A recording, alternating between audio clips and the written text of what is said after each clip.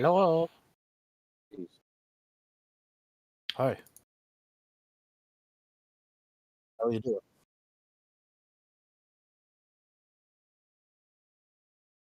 No, but I could run to the store real quick and get some. But you better, because we have waffles tonight. Okay, well, which is it? Do you want waffles or pancakes? Now you're having pancakes. I'm having waffles. Oh, okay.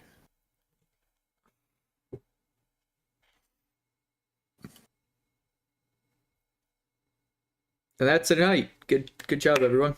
Woo. Yeah. Hey. Uh, Where the fuck is everybody? I don't know. I'm here. Hey, I'm That's clearly everyone.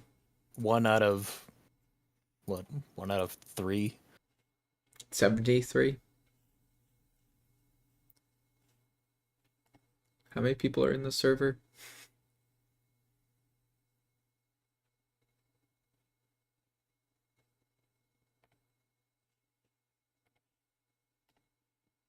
I didn't even realize one of the. Maybe this is me being a creep. I didn't realize one of the people in your server was.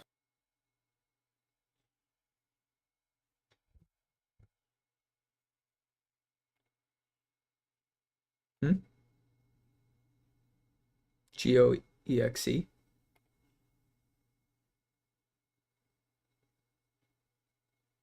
Wait, who is this? Hey there.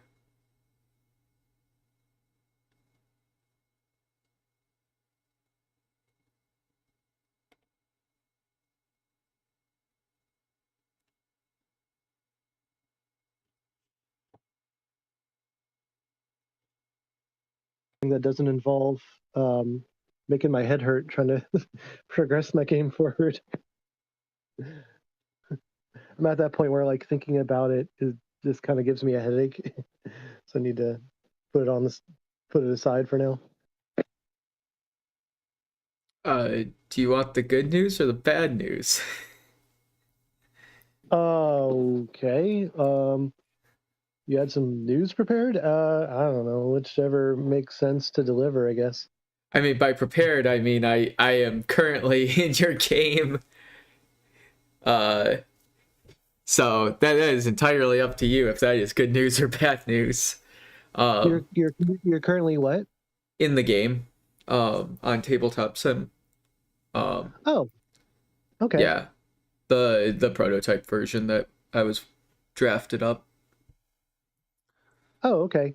Let's see. Is there like a link or something that I follow, or is that just something that you guys are doing?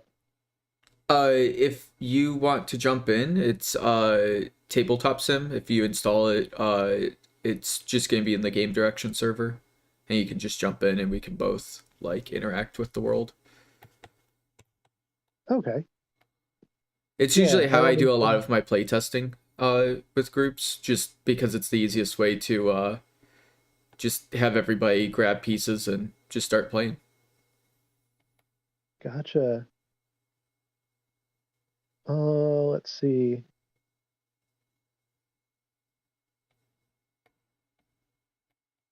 So, yeah, it's tabletop sim. Is there something specific after I have it downloaded that lets me get to where you guys are that's already posted, or are you just gonna? So I'm in Uh, the event details here. I don't see. are you friends with me on Steam? I don't think so. I think that I haven't gone into my Steam account for some time. Gotcha. Is it Uh, included in like the links that you had sent me a while ago through Messenger?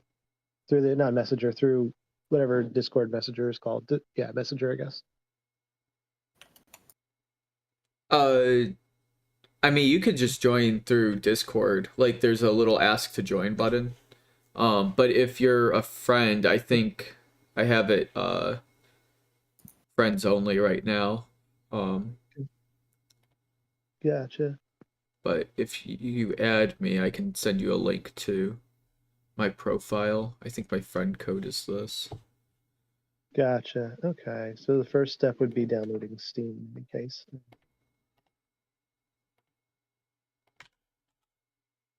So what game are you guys playing? Tabletop sim. Right. But what game on Tabletop Sim are you playing? Your game. Wait, what? Oh. Really? Yeah. Okay. I was working on it a little bit earlier today and I had some ideas. I don't know how far you could even get with it. Like, well, that's what I wanted to do, is just kind of push it to see what we can do with it right now. And so I guess yeah. I guess I could kind of... So with the prologue then, I know that part of it I wanted to have like directions for kind of how the person doing the murder would actually do the murder, and then like retroactively people would kind of try to figure out which method they had to go with. And then I guess like I don't know, beyond that, I mean, I guess I don't really get, like, it's just two of you playing, right? Like, how would you play with two people and doing it in the current state? Hello. This is game design, where you play all your games in solo and you cry a lot because you have to roll dice for everybody. Hey, James. Hey, what's up, man? You know about solo game design play tests? I do. Yeah. I can't even imagine how it would work like this, but okay. It's basically you just kind of run through it, and sometimes you just have to pick up another player and emulate running as different people. I would say the hardest part is balancing that way. I never recommend balancing entirely solo. Like you really can't, because you have to have the randomness of people's interactions, but you can plan for random interactions. Like for example, if I'm going to have a game where it's like, okay, everybody rolls a dice, we all take turns rolling a dice to go to determine who goes first. Well, what dice do we use? Do we use a d6? Do we use a d20? I mean, right there, that's already a question. So we'll say a d6. Why does a d6 work or not work? Okay, we all roll a d6. 3 of us have a tie. Now you have to have a rule for a tiebreaker. Whereas a d20, it is far less likely for 6 people to have a tie. So a d20 in this case might be more advantageous to use. I didn't really need 6 people there to playtest that small little interaction, but it did let me simulate kind of the idea of what might be better or worse. However, if you go even deeper into the construction field or into the development field, you might be like, dang, D20s are expensive. Not anymore. D20s are cheap. But D20s compared to a D6 are fairly expensive. So you might be like, well, a D20 is a little overkill, so I'm not going to actually include that in the box. I'm just going to give everybody a D6 and tell them to deal with the tiebreaker. It's kind of a weak game design point, but you can do it that way. Or you could be like, hey, everybody could just re-roll the D6 again. And just keep doing that until you don't have tiebreakers, because eventually that is possible. And then now you can start your game. Have you already mentioned how I think that this is a pattern that kind of other people definitely have experience with me too, but basically like where much of our interaction is on these games is well, not much of it, but there's a healthy element of this game design of you saying like, you probably shouldn't do the thing, and I'm like, you know what, I'm going to do the thing now, and we'll see what. And like my thought is, I'm going to see why it doesn't work later. Hi, James. How are you doing? Yeah, right. and Nick being like, what does Alex do? It Holy tells crap. Nick's here? Oh Yeah. my God, Nick. We got a whole crew. Oh, Wooly is missing out tonight with his little snail emoji. I'm putting up doors in your house, by the way, Cameron. Okay. Because while I wait for everybody to figure out where they are in the world, I'm going to just build a small miniature house in Tabletop Sim because You know, you could do that, or you can try and catch your first shiny in Moonstone, like I did. what? There's shinies in that game? Oh yeah. You shouldn't have said that. Now that's all Alex is going to be doing today. So I accidentally got one, and by that I mean I was trying to RNG manipulate a certain egg for an area I'm not supposed to be in yet, which means I can't tame those monsters yet. So I was trying to run until I got an egg of that type. What level are you at, by the way? Like, what level are you working with? Average is 20. That's what I'm allowed to catch, and that's where my guys are at. I just unlocked the level 30 ones. I haven't been, like, I can't touch them, but I can't, like, actually, I can't actually, like, deal with them. I could catch them. Okay, here, let me get that fixed. I have the flags from the summer map, and what that means is I have the ability to have the taming strength to do it.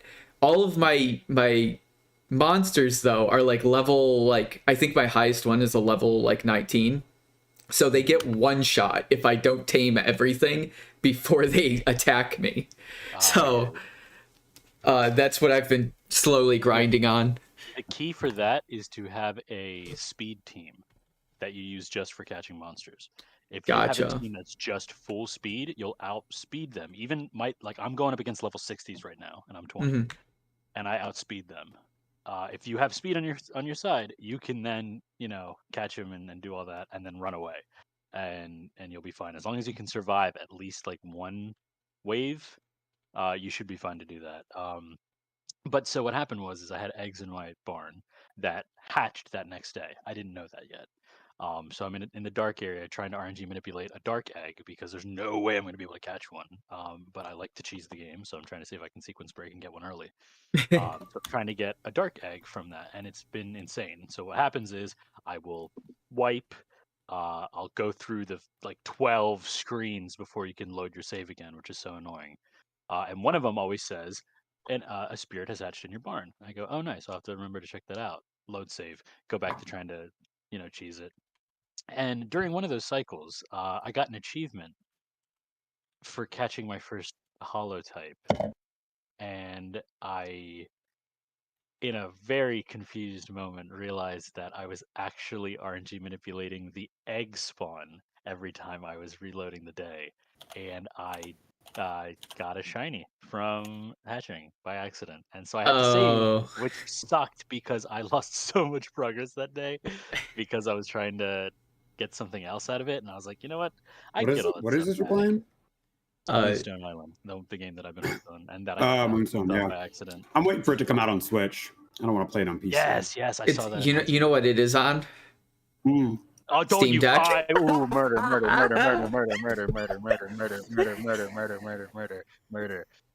Kill. Murder. I knew what he was going to say before he even said it.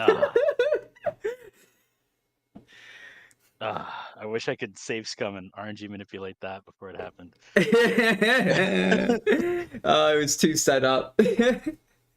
Especially because they have the new OLED version out right now. Yeah. Soon. I want it. Soon. The thing is I already have one, so I'm like, do I need it though? Not really. I mean, you could always upgrade and then sell your old one at a discount to someone who wants one. I mean, I don't know anybody who wants one. Hiss. Yeah, so who's your interest of choice? Gianna, Guyana. I'm not sure how you Oh, okay, we got similar tastes then. It was her and the pink-haired one. Oh yeah, Barry. the blacksmith. Yeah. It took forever to max with Cleo because I couldn't find her 90% of the time. Cleo? Yeah, she's the other scientist that's not Zed. Wait, is She wandered around. she big curly hair? Yes. Oh, okay. Wait, she's a scientist? I don't know. She hangs out and does like random experiments and stuff like that. She's a history buff of the Calamity and all that stuff. She's the one that knows all the other stuff, and Zed is the monster guy. Yeah, yeah. I kind of have mixed feelings about Zed. I like half the time I want to punch him, and then the other time I'm like, "You're cool. I'd be friends with you." Oh yeah, Cleo. He wants a freaking monster that is like average spawn 31. So even if I got the tame up to 30, I still wouldn't be able to catch him yet. Unless I get really lucky and get one that's like 28. But I think it spawns at a lower level in one of the dungeons because I've seen it before, not at one of the electric islands, in one of the dungeons when I was lower level.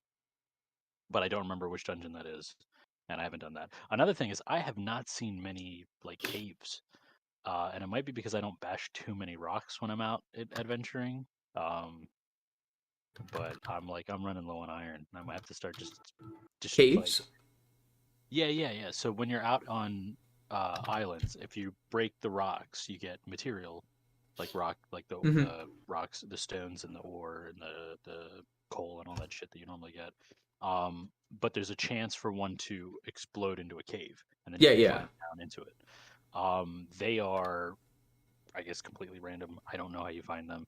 It's like one per island. island. Never found one, and then the first one I broke, I found one. But I'm getting dangerously low on ore, and that son of a bitch blacksmith sells them for like 4 times the sell rate, so it is not worth buying them.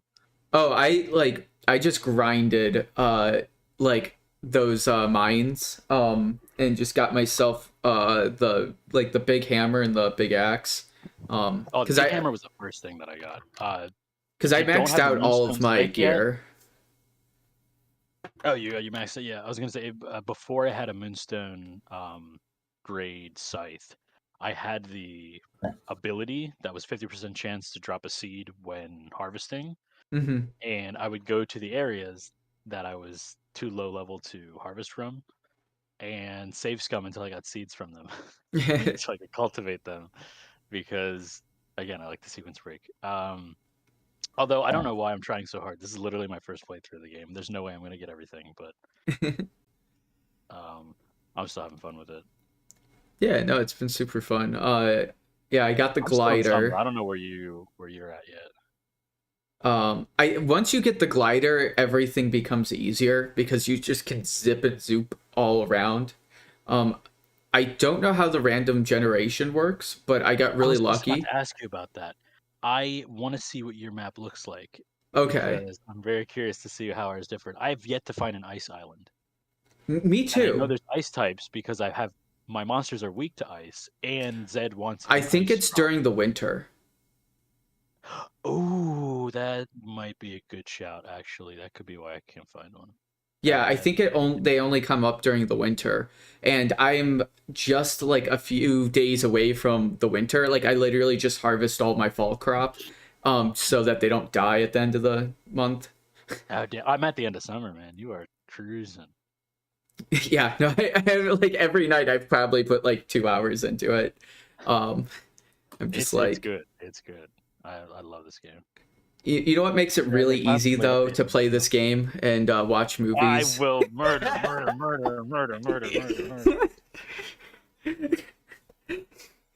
Playing with fire there. Oh god. You know what? That's fine. I might not have a Steam Deck to play in bed, but I get to travel the world with my holographic monster that shines even on the pause screen. I was gonna say the Nreal, but I mean the Steam Deck is also another option. Double hiss. Snake viper tongue. Out of spite, I'm going to mod my Switch to run a Steam Deck very inefficiently at 1 frame per second. just to spite you. If you did that, I'd respect that. You know, I'd give you a vote up on the Reddits. I'd upvote that. So, since you're further than me, what is your current build? I have Earth, Fire, and Psychic as my support. I was running Earth, Fire, and Water for the longest time, but I just got a shiny Psychic, so I had to put it on the team. Psychic deck is interesting as a support deck. It's a pretty interesting support deck. I haven't run into any Psychic monsters yet. They might be exclusive to Psychic Storms though. The hell was that? I think that's the only time I've seen them. I think so. Sorry, my phone vibrated and I had it down, so buzzed. Buzz. I'm talking with my phone because that's the only microphone I have. You can make a potion that tells you where the Psychic Storms are. I just got really lucky and found 2 of them just by chance.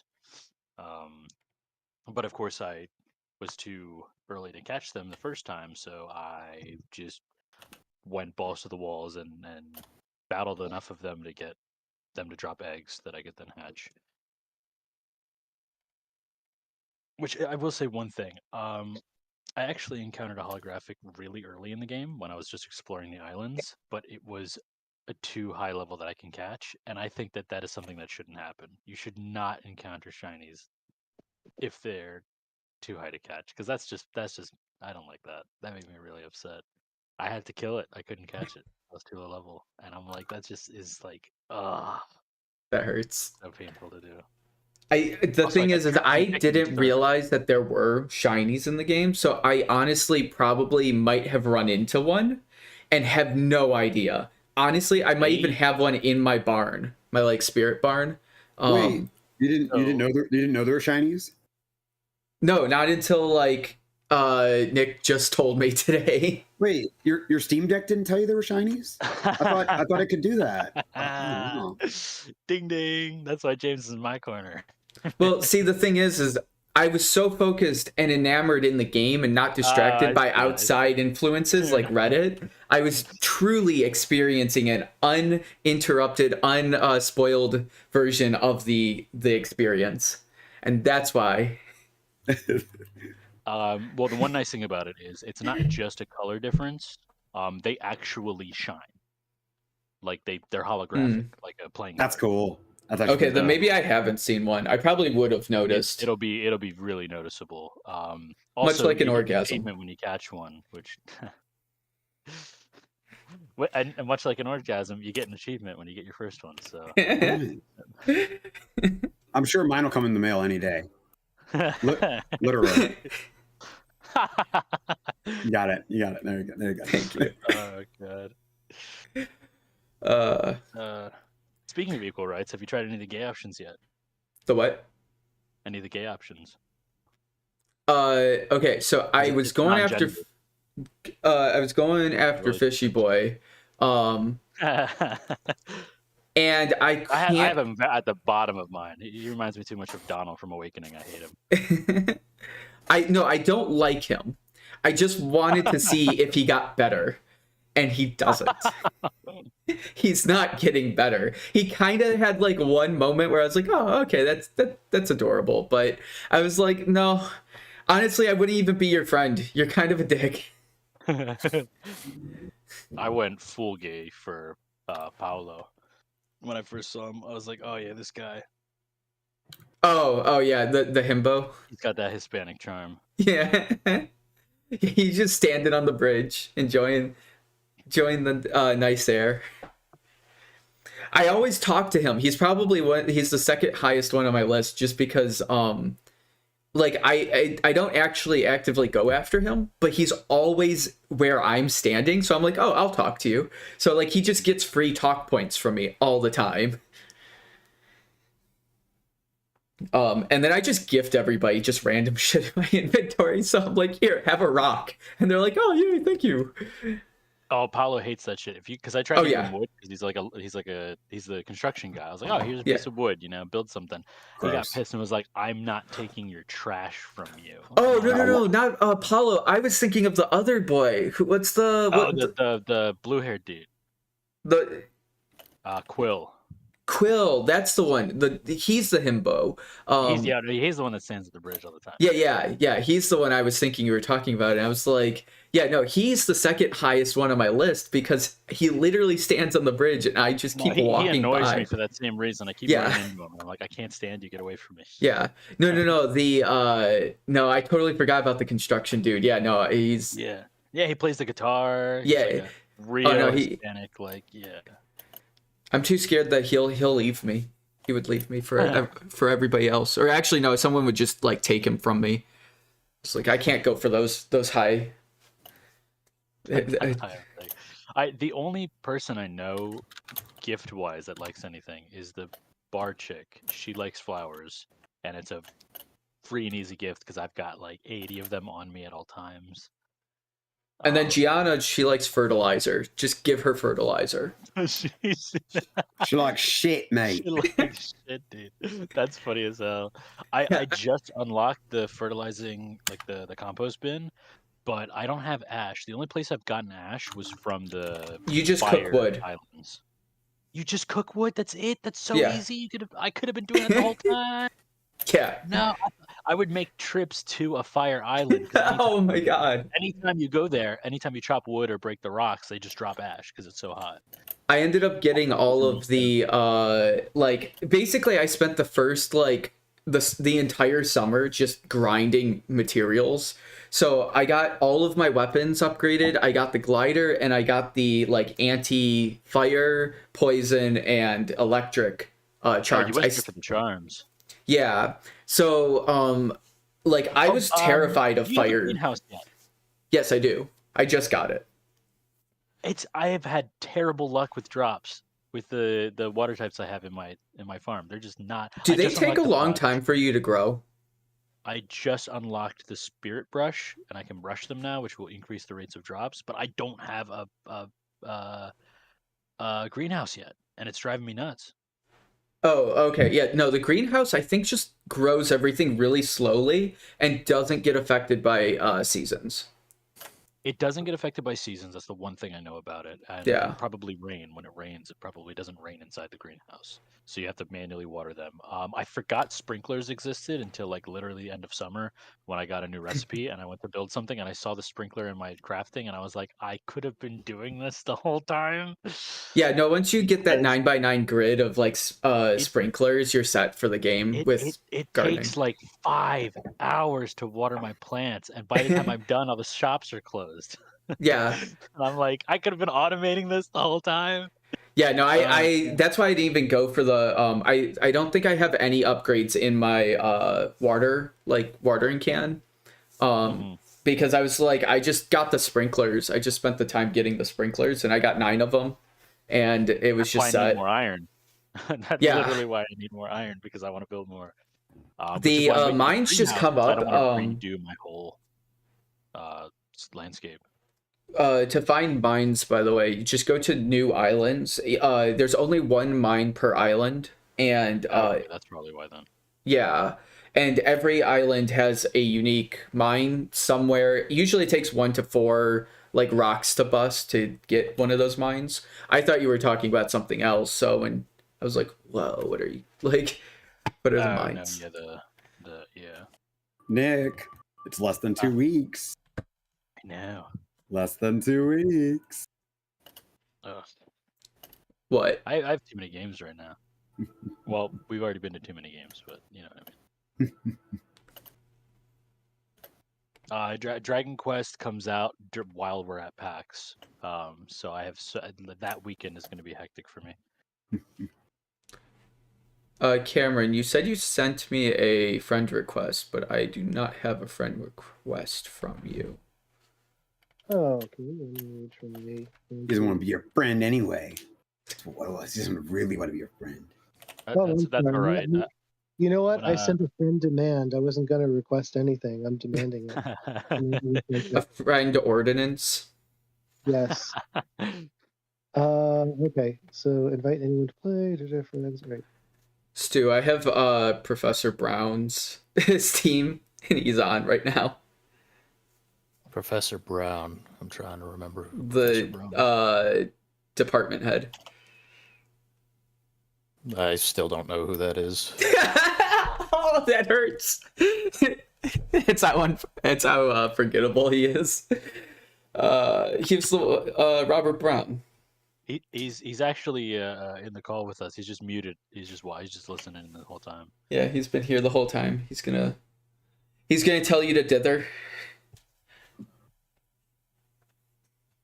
I cannot remember. Oh yeah, you got to dither. Yeah, I remember. Just gotta add some dither. That'll make it better.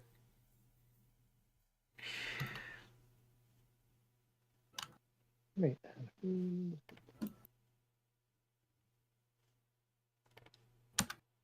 I really hope they add multiplayer to this game. I agree. I also really want evolutions because I'm a Pokemon hoe. Yeah, but that was another thing. I was Oh, like, really? There's no evolutions? No.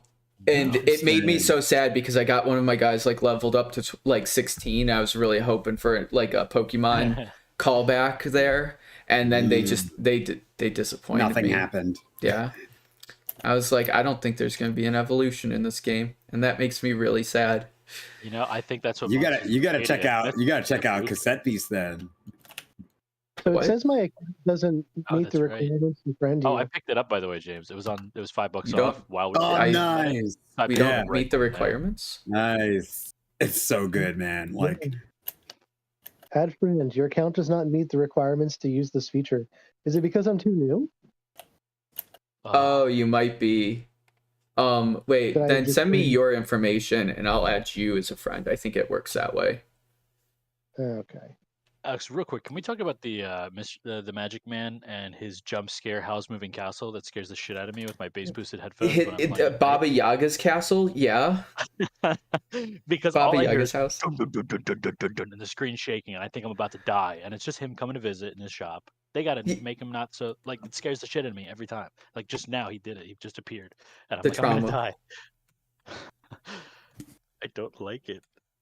I have Also, I've cleared like 6 dungeons, but I have not gotten the the reward for beating them yet because there is a tree upgrade you can get that increases the amount of stamina every time you complete a dungeon. So I'm waiting to get that before I go back to all the dungeons I've beaten to claim the reward. The problem is you only level up in dungeon from clearing dungeons or from clearing mines, which is why I'm looking for mines because I want to level up that skill from doing the mines. Then I can go back and do all the dungeons because I am at a stamina deficit from that, which is why I want a greenhouse so I can make a shit ton of magic mushrooms and just eat those all day. I want a bunch of magic mushrooms. They're good. Also, I got a request in from my mama asking for a potion, a concoction of 12 power and no debuffs. Oh yeah, And I yeah. do not have any plants for that. Is that a fall plant? Do I have to wait until the fall to make that? To do what? To make that concoction. What is the concoction you're trying to make? It's a plus 12 power. That's it. No minus. I guess no that's other different for everybody because I got boned on that and had to get a plus 20 vitality. Or no, it was a plus 20 stamina, plus 10 tame, and minus 1 vitality. And I was like, that's the first one. That's the first oh, version. okay. Then yeah, you might be actually ahead of me on that. You have the alchemy kit and everything? Yeah, so this is use an alchemy lab to craft a concoction with minus 1 vitality, plus 20 tame, and any amount of stamina. I can tell you the crops I use to make that. They're all spring crops. As you go through the season, your crops are going to get significantly more efficient and effective, but they do take longer to grow. Fall crops are really nice. You do get a buff later on from the skill tree where it takes 1 less day, but they still take like 9 days. Yeah. Yeah, no, I had a here we go. I just sent you an invite, Cameron. The oh, what was it called? Totally blanking. Oh yeah. I got the ability. I don't know, is it an ability or is it just the fall plants that allow you to, like, the fall plants don't die when you harvest them. They just kind of turn into little nubbins. So when you go into your inventory, I don't know if it's on the seed or the crop itself because they have different descriptions. But it will say can be reharvested. Oh, okay. Because I Yeah. noticed that with the cattails, in the spring, in like the later days of spring, so I didn't capitalize on it.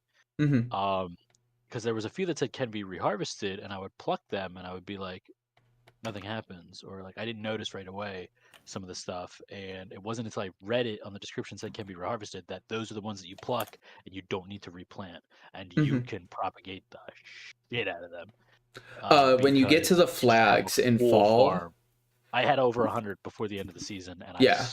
only found out about it halfway through the season. That's how good they are. The flags in fall are the like a 40 plus tame pool. Oh, nice. And it's like, and then you can merge them in the alchemy lab for an 80 or 120 tame. Because for some reason 40 plus 40 equals 120. Oh, so they do have certain concoction bonuses. Because I wondered about that. Because some of the plants that you do, it's just the raw numbers. A 20 and a 20 makes a 40. And I thought, well, what's the point of that besides, I guess, saving a turn in battle if you're using it? Because it would only cost one energy to use one potion than it would two to use two of the plants. But I thought it would make more sense if a 20 and a 20 made like a 50 or something, made it better. So it looks like they do that eventually. Yeah. Do. I haven't made it to winter. I'm like 2 days away from winter. I've just been prepping for the winter, so I have no information on that yet. It's funny though that how just from different experiences, even at like the same like time that we were at certain seasons, I had completely different like experiences. Like I think that's pretty cool. Yeah, I think it's a really cool game. It's very lightweight. Like it's not a dense game. As in like it's not Stardew Valley. But it actually is like digestible, whereas Stardew Valley is very like. That wasn't him, was it? No. Those are dogs upstairs. Yeah. The Stardew Valley is like always so hard to get started because I'm like I could do everything. Flipped out. Which in a way I do like because this game, I've never felt as overwhelmed as I felt in Stardew. The biggest thing that gets me is that it's still a Stardew-like game. I mean, it wears its influence on its sleeve. But the biggest thing that I hate about that, and that I hated about Stardew, is the damn time limit. Getting back by 2 a.m. is the most stressful thing when I'm trying to maximize my day. See, the thing is I always see, like, I constantly think it's midnight that I have to get back because I'm like, oh, it's midnight. That's when I'm gonna crash. But then I realize I'm like, oh, I just made it back and there's like still 2 hours to go. I've wasted probably 4 hours of every day because I like try to get back and I'm like, well, it's too late for me to do anything realistically now other than go like moonstone hunting. I thought you were about to say to go moon somebody. Someone. Yeah, I heard that. Guys, show them both sides of the moon. I got the dark side of the moon. I got the radar, or like the thing that when you're close to a moonstone, your compass glows. It's bullshit. It doesn't work. The radius for it is huge. Yes, I actually didn't even realize I had that for like. I didn't know what it was because it was so ineffective at what it was trying to do that I was like, oh, like I thought it was like a charging thing so that like when I flew from island to island, I could get like a bonus or something because it always went down after I left an island. So I was like, does it give me some like speed bonus? Because that was a more effective like indicator of how fast away I was moving from the island than the actual letting me know if I'm close to a moonstone. Mhm. So I just kind of in the middle of the night just like walked around and looked for them that spawned, and they will spawn randomly. They're like plants. Mhm. So Cameron, you made it in. I'm just kind of letting you mess around with the settings. I know it's like your first time in tabletop sim, so if you have any questions, just let me know. It's Yeah. Boy, where do we start? I don't know any of this. I've made games in tabletop sim, and I still don't know how to use it. So I like learning software. It's just yeah, I don't know. I'm gonna be pretty hands off for now. Oh, I like that there's a notebook. That's cool.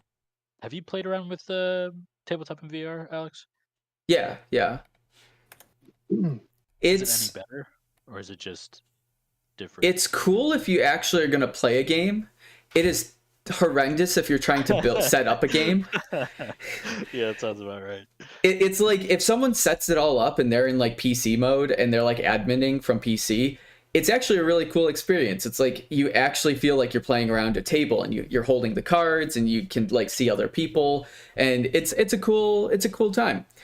It is just so clunky. It's like trying to draw a picture with crayons. Like anything you're trying to do is like try to grab something and you're like, my fingers are sausages and I can't touch anything. I don't know if it's gotten better since I've tried, but yeah, it's in theory it's really cool. In practice, it's actually not half bad. It's just not. It's also you have to set the whole VR headsets up and get that already, and it's like I just want to play on a screen and have full control and be able to type. Yeah. I almost wonder if one way to get around that could be like you'd have to be able to speak commands without other people hearing you. Otherwise, everyone will just be talking over top of each other. But like a way to incorporate AI, I guess, since that might help figure out what you're trying to do, and then just be able to tell like, okay, pick this up, grab that, sit over there. You know what I mean? Like if the user interface had some like audio commands. Like I mean, there's a lot of hotkey stuff, so you could probably do something similar. you know, if you had a Oh, like in VR, stream then. deck, that's stream deck. You could, you know, Yeah, I was thinking more of that as a VR thing to get around. Like, Hey, Wooly, how are you doing? He's What's probably up? muted. We just have another person jumped in. Oh, okay. Who, me? Stu, you is that Pirates Cove that joined? yeah. I only remember people by their games. Well, it's Pirate Booty now. Yeah. Oh, it's Pirates Booty. I like that. Yeah. Ching. So it's actually the 60th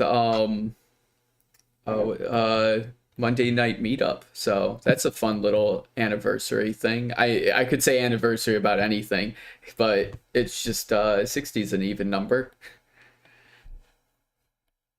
Is it even a number? I mean, it has two even numbers in it. Is 0 even? I'll get excited for the 69th anniversary. Okay. We'll have to play like Bears versus Babies or like no, we have to play Cards Against Humanities. What am I talking about? I have to play the most shameful game designer game ever. The game that like funds all of the indie games. Oh, we could play a Game of Ham or whatever that game's called. Oh no. No, please God, no. Oh. I bought like 20 copies. The guy said if I bought 20 copies and voted for him at the convention that I get to talk to him at the after party. I was so starstruck. I had to buy 20 games and vote for him. And Sorry, I just, the dial-up tone just hit my head. No, I was like, and Ken still talks to you? No, yeah, that was a whole fucking experience. God. Oh, I looked into that more and more. It gets worse the deeper you look into it. The more videos you look into that, like the guy, oh no, I'm like, oh. If anybody doesn't know what we're talking about, Game of Ham, it's a game you can look up, and if you ever need a model of what a bad game design looks like, that is a beautiful example of how not to make a game. Just on all fronts. Market, release, make a game, the rules are horrendous. Like, talk about having 57 different rule sets for your game. So how does he do so well, though? He How are their doesn't do sales well. so good? He doesn't, because he just he literally just sticks the game in people's hands, and it's like, here, buy this, it's $20. And they're like, oh wow, I guess this is $20. It's, cheap as fuck, and I don't really care. Nobody ever opens it. Nobody ever actually plays it. You can't play it. I've tried to look at the rules, and the rules are horrendous. It's barely a board. You just get a copy of Candyland, and then you can just have a better experience. I am so offended by this game existing. For a fun game night, it'll make you squeal with laughter. No, stop. You're dealing psychic damage. There's expansions now available. Oh no, there was expansions on release. And by that he means this half of the game was withheld and reserved as an expansion. Yeah. Also, oh god, if you look at the board, it's horrendous. It's just, it hurts my eyes. It's an optical illusion to hurt your eyes. And then you look at it and you're like, this looks like one of those 80s terminals on Star Wars that boopity boop boop boop. So, I don't know what any of these squares mean. They're all slightly different shades of the same color, and if you're colorblind, don't even try to play this game. There is no colorblind theory. Planning to, but I don't even know how you look at it. It just looks like one shade. It's just that actually it's an empty box. When you're playing Clue and you have that little identifier that or the little secret revealer. It's red and it's the decoder, and you put it over the red checkerboard pattern and the words show up. Oh, I know what you're talking about. Yes. Yeah. So it's if you're colorblind, that's just what you see. You don't actually see the game. It's all just one shade of color, and you've saved your eyes because you just don't know what you're looking at. It looks like a box. And that's the quote on the box itself. It looks like a box. This is a box. It weighs weight. That's his best selling point. Is that it weighs. Feel how heavy that box is. Yeah. Okay. Now give us your money. That's it. Give us your money, all that So- you got. We're not selling a game. We're selling a service. That service is we let you feel how heavy the box is. It Since really you've already is. felt the box, you're gonna have to pay us $20. But don't worry, we'll throw in a free copy of the game because we're so nice. But only if you buy the game. And you don't get a free additional copy. You just get the copy you earned. You earned that copy. You get a free version of that. It's like, what? Imagine there's a free to play version of the game. The jokes are so the difference, or Cards Against Humanity has it's untactful, but it's taboo in its own way, and it gets away with it. It's a safe taboo. This game just kind of goes to the taboo topics, and then just makes them it's oh, I have 10 dead babies in my backyard. Ha ha ha, Yeah. funny. 10 dead Yes, babies. Alex, but we're talking about the game here. Yeah. But then he's oh, I have 10 dead babies. Now I'm going to explain the joke. I don't actually have 10 dead babies. You're that's not how you tell a joke. It reminds me of, have you guys ever seen Community? There was a Christmas episode of Community, and they had the one hot girl Annie, and she sings this Christmas song, and it's supposed to be a Betty Boop kind of special thing, but all she does is make her words jumbled, and she's Christmas toe for eating tastes good. Boop be doop be doop sex. And that's literally what it feels like when you play this game. You're like, yeah, we get it. We get it. We get it. Do you get it? Do you get it? It's bad. Like, to put it into a summary, it's basically just really bad Cards Against Humanities, but with a board and a lot of excess rules that make it impossible to understand what you're doing. Well, I think you misspoke there. You said bored. The proper tense would be boring. Or an abstract piece of art, and you could put it up against the fence. Fans in the chat. No. All right, that's yeah. No, I got what you did. That's what you did. No, I'm not gonna let that. The problem with the mechanic is that Cards Against Humanity itself is reminiscent of those old like Truth and Dare card games. Yeah. Where they're not games. It's just it's just ideas in card form, and the game itself is just socializing. It's just a medium to socialize. It's like a Ouija board. A Ouija board isn't a game. It's just a tool. Tool to socialize. Well, there is actually gameplay in Cards Against Humanity, and it's the ability to get the most black cards or the white cards. I forget which one you get, but the black cards. Yeah, it's to get the most of the black cards, or to get seven of them before anybody else can. But obviously, that's not a real end condition. You can just keep going until everybody is too drunk to stop playing. Nobody cares about the rules. It's better. The objective in itself is really just a time constraint. It's like, do we have time to play for 20 cards, or do we want to do a quick round of just like 5? Hey, we're here all night. Might as well just hang out and play. And the reason why I say it's not a game and it's more of a social tool is specifically because when I play Uno, yes, you could say Uno is a social tool. It's a game. But you're trying to win Uno. Like, there is a strategy that you can employ that no matter what group of people you play with, you can play Uno the same way. That is not the case with Cards Against Humanity. People have different tolerances for humor. People find different things funny. And a lot of times, if you have a really good like punchline setup or joke, but somebody plays mayonnaise and that one just wins because it's mayonnaise, like there's no strategy. Like, some people find the random thing funny, some people find the clever thing funny, some people find the most offensive thing funny. And so it's not a matter of if your card matches. It's just a matter if you're with the right amount of friends that get that kind of humor or whatnot. So it's more about, okay, I'm not trying to win or find the situation. I'm trying to make that person laugh.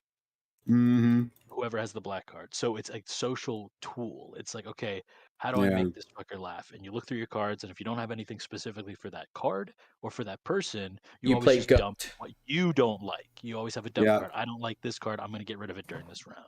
And so it's always it's not like I can go to just a random group of people and say, let's play Cards Against Humanity. It would be really painful and awkward. Yeah. Whereas there is something psychologically really good about that game, though, is that there is a moment of tension. When you play your card, there's a period of waiting that's really, like, there's a huge amount of anticipation for people to read your card, and you want to see how they react to it. Even if it is a throwaway card, you always have kind of like the side eye of like, I want to know how everybody read my card, but I can't express the humor out of it until everybody has been exposed or their card has been exposed. Because if you laugh during yours, then everybody's like, you're an idiot. Why are you laughing during yours? So it's got this kind of magical, like, self-regulating system where everybody knows they have to take their turn and hold off until everything's been revealed. And then it follows up with the Mad Libs. It's basically like Mad Libs with anticipation, and it's really interesting because I am so sorry. Oh my goodness, I'm so sorry. Oh no, it's just, there you go. Don't worry, well, I have backups. Well, okay, there we go. Cool. I thought it would only let me erase the lines that I actually drew, not literally every single line that was drawn at all. Oh yeah, the trash can is going to delete all the lines. If you go to the eraser tool, you just like drag and go over the lines you want to delete. If you need to make any changes to the house, by the way, by all means, go at it. Let me actually give you permission, so I think you should be able to have a little more. I was about to say. There you go. I think. Okay. I was about to say. I think it's fine to start. I just needing cards. I don't know how cards are made in this. So you usually have to make them outside of the game, but for context, we can use just a deck of playing cards. I can pull one of those up. So if you go to your components, it's in object components, and then you go to card. Nice. I'm in. Yeah. Ooh. Okay.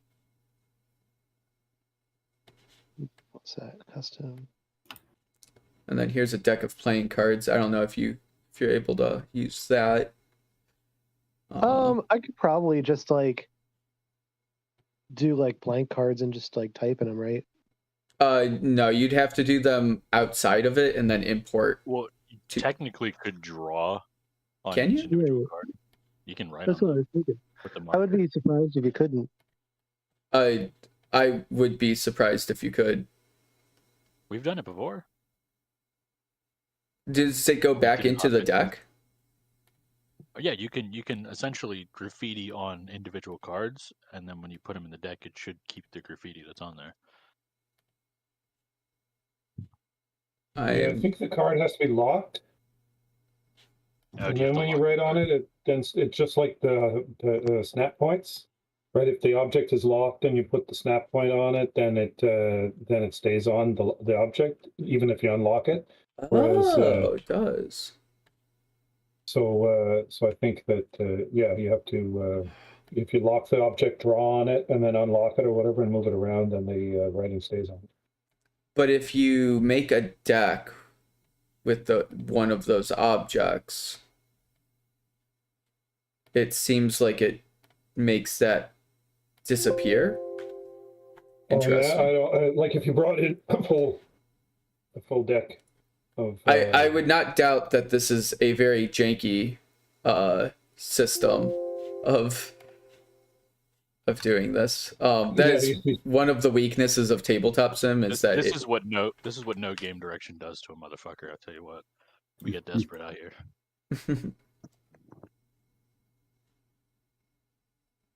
Weird, my card just disappeared. Yeah, I'm gonna load in a deck. Oh, that's my card. I'm importing a deck. He just took my card away. Good. Well, no, my card's now it's gone. But the thing is, I keep seeing cards that I drag in disappear. I don't see any dragons. Dragging your ass back to the kitchen. Do you want because he's a cook. Mayonnaise or honey mustard on that sandwich, honey? Oh, you know I'm all about that mayonnaise. I don't feel safe anymore. I'm in danger. Yeah, there it is. Okay, here's a deck of blank cards that you can use. If that helps. Okay. But And like, there's various colors of them. But it's not possible just to like. So you can draw on them with the pen. So if you pick it up and press L, which locks them in place. We have to use key commands. Okay. Yeah. Well, so can you not just like get a really close-up view and mess with a card like nice and close up? Oh, there was a hotkey to like fill your screen with something. It's the Alt key. So there's two ways of looking at something close up: is Alt or M. You can point around. You can use M, and it's a magnifying glass.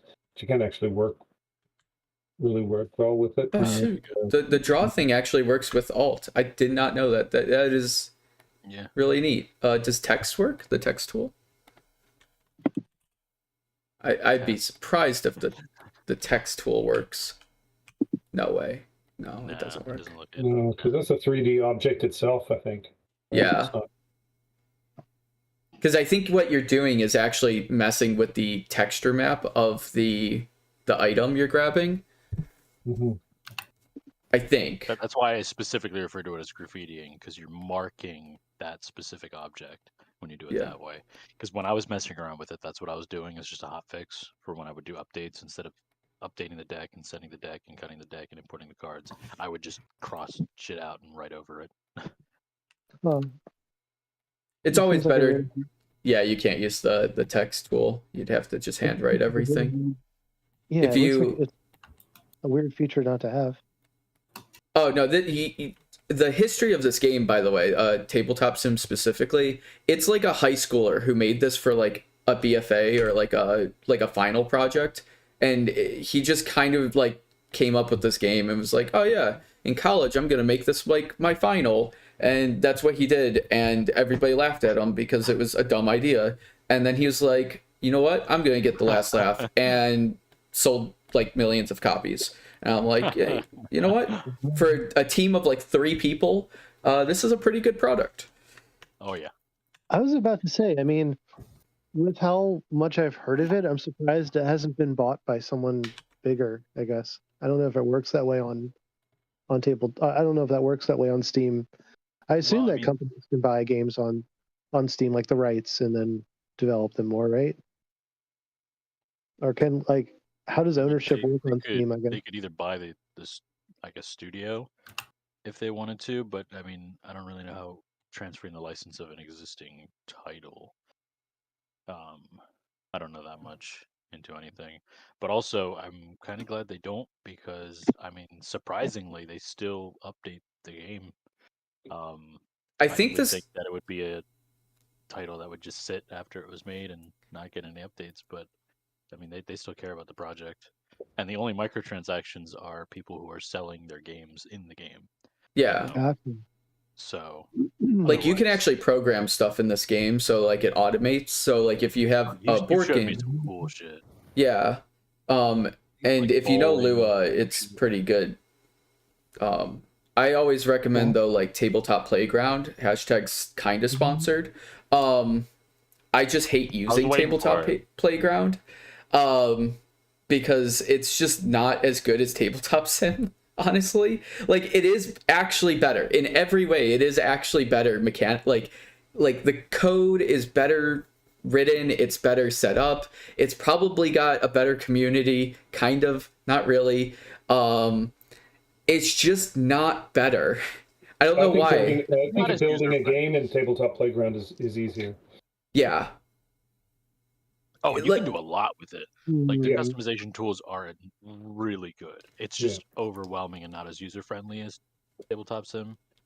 I guess it depends on what you're used to. If I have a fairly good familiarity with working in a 3D environment, like a 3D application environment kind of thing, and so there's a lot of things reminiscent of that, right? You can go in and edit your objects like while they're still sitting on the table and stuff like that. And there's all the menus and stuff that they give you the options for changing the texture mapping and all that. So, so I'm somewhat familiar with that. So I'm fairly comfortable with that. But like if you're not, this is technical enough. TTS is technical enough. The Tabletop Playground kind of takes it up a notch in terms of you've got to be pretty comfortable, learning a new application. Maybe that's it. Maybe it's just I do it like gives. learning software. Huh? I do like learning software. I enjoy learning like new applications and such. So that's cool. But Yeah, it is a great program. I like it. I wish more people used it because I would prefer to just switch to it entirely. But that's, I mean, I have like a ton of license keys if people actually like built stuff in it. I'd give out keys that if there was a reason. yeah. So And a lot of people are using Tabletopia as well, but that's a terrible environment to develop in. Oh my god. oh yeah. No, like if you want to go just the most painful way to create something, Tabletopia is the way to do it. It's I tried to do it Snack Attack and I gave up. I was like I did the base game and I have all the cards in the game and I tried to program stuff and it just fought me the entire way and I was like or I could just tell people to download it for free on Tabletop Sim, and just not deal with this headache. So it exists on Tabletopia. It's just a terrible experience. It's like trying to play a game as if you were playing the solitaire, like the Microsoft Solitaire game, like where you just drag cards around. Yeah, like my very first game on a computer ever. Like everybody's like first introduction to computer, you're just like, oh, the solitaire game or Minesweep. It's either one. But yeah, it's like trying to play a game in like with the solitaire screen and like set it up with that, and it's like, ooh. And if you're trying to, when you're building the game, every time you want to put in a new graphic or create a new object or whatever, you have to, like, you do this publish action, which then you have to wait for the system to acknowledge that you've just done something, like that you've just published something. Instead of it just happening instantly, like in TTS, I brought a thing in, it's done. It's like you have to go through this gate where they analyze the thing that you want to publish to make sure it's okay or something like that. I'm not quite sure what's going on there, but yeah, it's a pain. I was deeply traumatized by it, so I just kind of blacked out that part of that experience. I was like, I'm not even gonna remember this because it hurts me brain. Yeah. Of course, it's a lot of people want to put their game on Tabletopia because it's free to play, right? You can just send somebody the web link and it opens up in their browser. They don't have to install any new software. There's no licenses involved or whatever. It's just, you're good to go. People will always pay for convenience. 100%. Or even just use something that's more convenient. Yeah. But people will also always free for less convenience. There's like a kind of a tightrope, like on one side there's the. Well, so this is a really good identifier for game designers to figure out who you want to actually sell to. Do you want to sell to the people who want free shit and will go over hoops and ladders to get that free shit? Or do you want to sell to the people who don't give a shit about their money and will just hand you money to make that as easy as possible for them to play? Yeah. I mean, which one pays my bills? Yeah. Well, one day. Don't get me wrong. I think that's the answer. If you're in the game design business, none of them will pay. None of them. Yeah. This is game design. Yeah. Wait, you guys are getting paid? You have the I'm doing this for college credit. Yeah. You have the authors who are like, they're getting a few cents and they're like, oh, I'm so poor, I barely survive as an author, but I can do like a journalistic job and make it by. And then you have the writers for like movies and stuff, or like just movies in general, and it's like, oh, I got funding like $1 billion for this terrible movie, Avatar, and like I can release the next multi-billion-dollar project and put literally no love into it. Which Avatar are we talking about? Because there's like Cameron. 3 Avatars. I'm assuming. But that not the anime. Cameron. Oh, okay, so Shyamalan. Not the last anime. Like, the last Airbender. Blue People or Blue Arrow? No, I was thinking James Cameron, Blue People. I forgot that Shyamalan got to. I haven't even. I'm not even approaching the live action Avatar. That has been wiped from my brain. Yeah. No, I haven't even seen that. And it's better that way. That sees like everything like that. Yeah. Some movies are so bad. What's that? I was gonna say the 3 Avatars are Aang, Ong, and Camron. Oh. Camera. But has anybody seen the latest one? The sequel, Fish Out of Water, whatever it's called. Way of Water. Way of Water. I saw that in theaters, and I saw it in theaters. I did no, not in 3D. I just saw it IMAX. And I went into it Wait, no, I did see it in 3D. I got the full experience. I remember it now. The 3D does not add anything super significant, by the way. Really? Adds a third dimension. Sir. That's funny because like I specifically saw the first Avatar in 3D, and it's the only 3D movie I actually enjoyed. I've seen other 3D movies. I just stopped watching them. I'm like, these are bad. But Avatar, the first one in 3D was good. I don't know. Way of Water didn't look like there was anything new that I needed. So the Way of Water, whatever they're calling it, is literally the Water Tribe. It is the first movie, but with water. Yeah, and that's the only difference. Yeah, you're like, oh, they gotta change the villain. No, same freaking villain. Oh, so they're just the humans are looking for unobtainium and they're going to the water for it.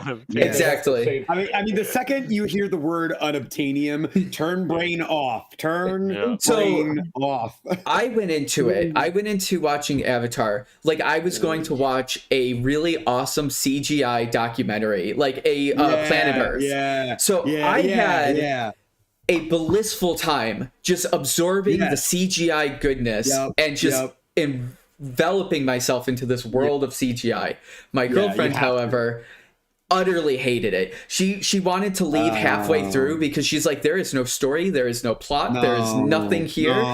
This is a 1 out of 10 movie. It needs to burn. Oh baby girl, you do not go to see a James Cameron film for the plot. No, I brought her along with me. It was not she did not make this as a date night. It wasn't her choice. Got it. You held the woman hostage. Okay, got it. But then she got the next movie, and that was the Barbie movie, and it was significantly better. I love that. That was a fun movie. I like that. Fantastic. I was looking for a movie to watch the other night, and it's on The Way of Water, or whatever, is on Disney Plus now. So maybe I'll watch that, because I like the other Avatar movies to a certain extent, and it's like over 3 hours, and I think, no, I'm not. No, I'm not going to do that. I'm not going to do that. You know what it makes though? I honestly think that Way of the Water was designed for those TV screens in Walmart and Best Buy. Literally, just so that there's a screensaver that looks unique. It's the movie that always plays, like the demo movie that always plays when you're trying to buy that new Toshiba, like 8K. It's like 8K, 60, slightly rounded. 70 inch, it's got surround sound. Like wildlife. Yeah. They needed something that involved you. I have my things over there. Oh. I'm gonna put those in the oven tomorrow. I'll have those tomorrow. So I don't know if you were able to get the cards set up. If not, what we can do is just kind of if you have a list of the cards, we can do like a random generator and just kind of bullshit through it. This game is like really early on right now, so like we're just kind of playtesting it for the funds. Everybody here is already, we all kind of know how the early onset playtesting where we don't have all the components set up works. So you're in welcomed company here. Oh, actually, speaking of which, I don't know if we've done introductions yet because I've been here in a while, so I don't know if I could do that quick. Yeah, sure, absolutely. So I'm Nick. I have a game that I've been sitting on untouched for 6 months, but hey, maybe we'll get that done sometime soon. What game is that? Monsters of Arcadia. Oh, okay. Yeah, it's a really cool dice game, right? Okay. You son of a bitch. Would I have played that game? I don't know. We were trying to get a bunch of people together to play, and then we couldn't get enough people to play, and then I stopped coming around when we had enough people to play. We have I know we need to make an update. You had a bunch of updates in the Excel sheet that we just need to render out. I also have a bunch of updated graphics, and I can put some of those in design sometime when I get a chance and float you what all that looks like. Actually, I doubt it. I really doubt it. But if I do get all that up in time, we might be able to look at it at the convention. I can kind of show you a bunch of the stuff. Oh yeah, if you send me the files, I'll do like a print run of it. I'm going to do that for. True. Yeah. Let me follow up with James. Hello, how are you? Whoa, what's up?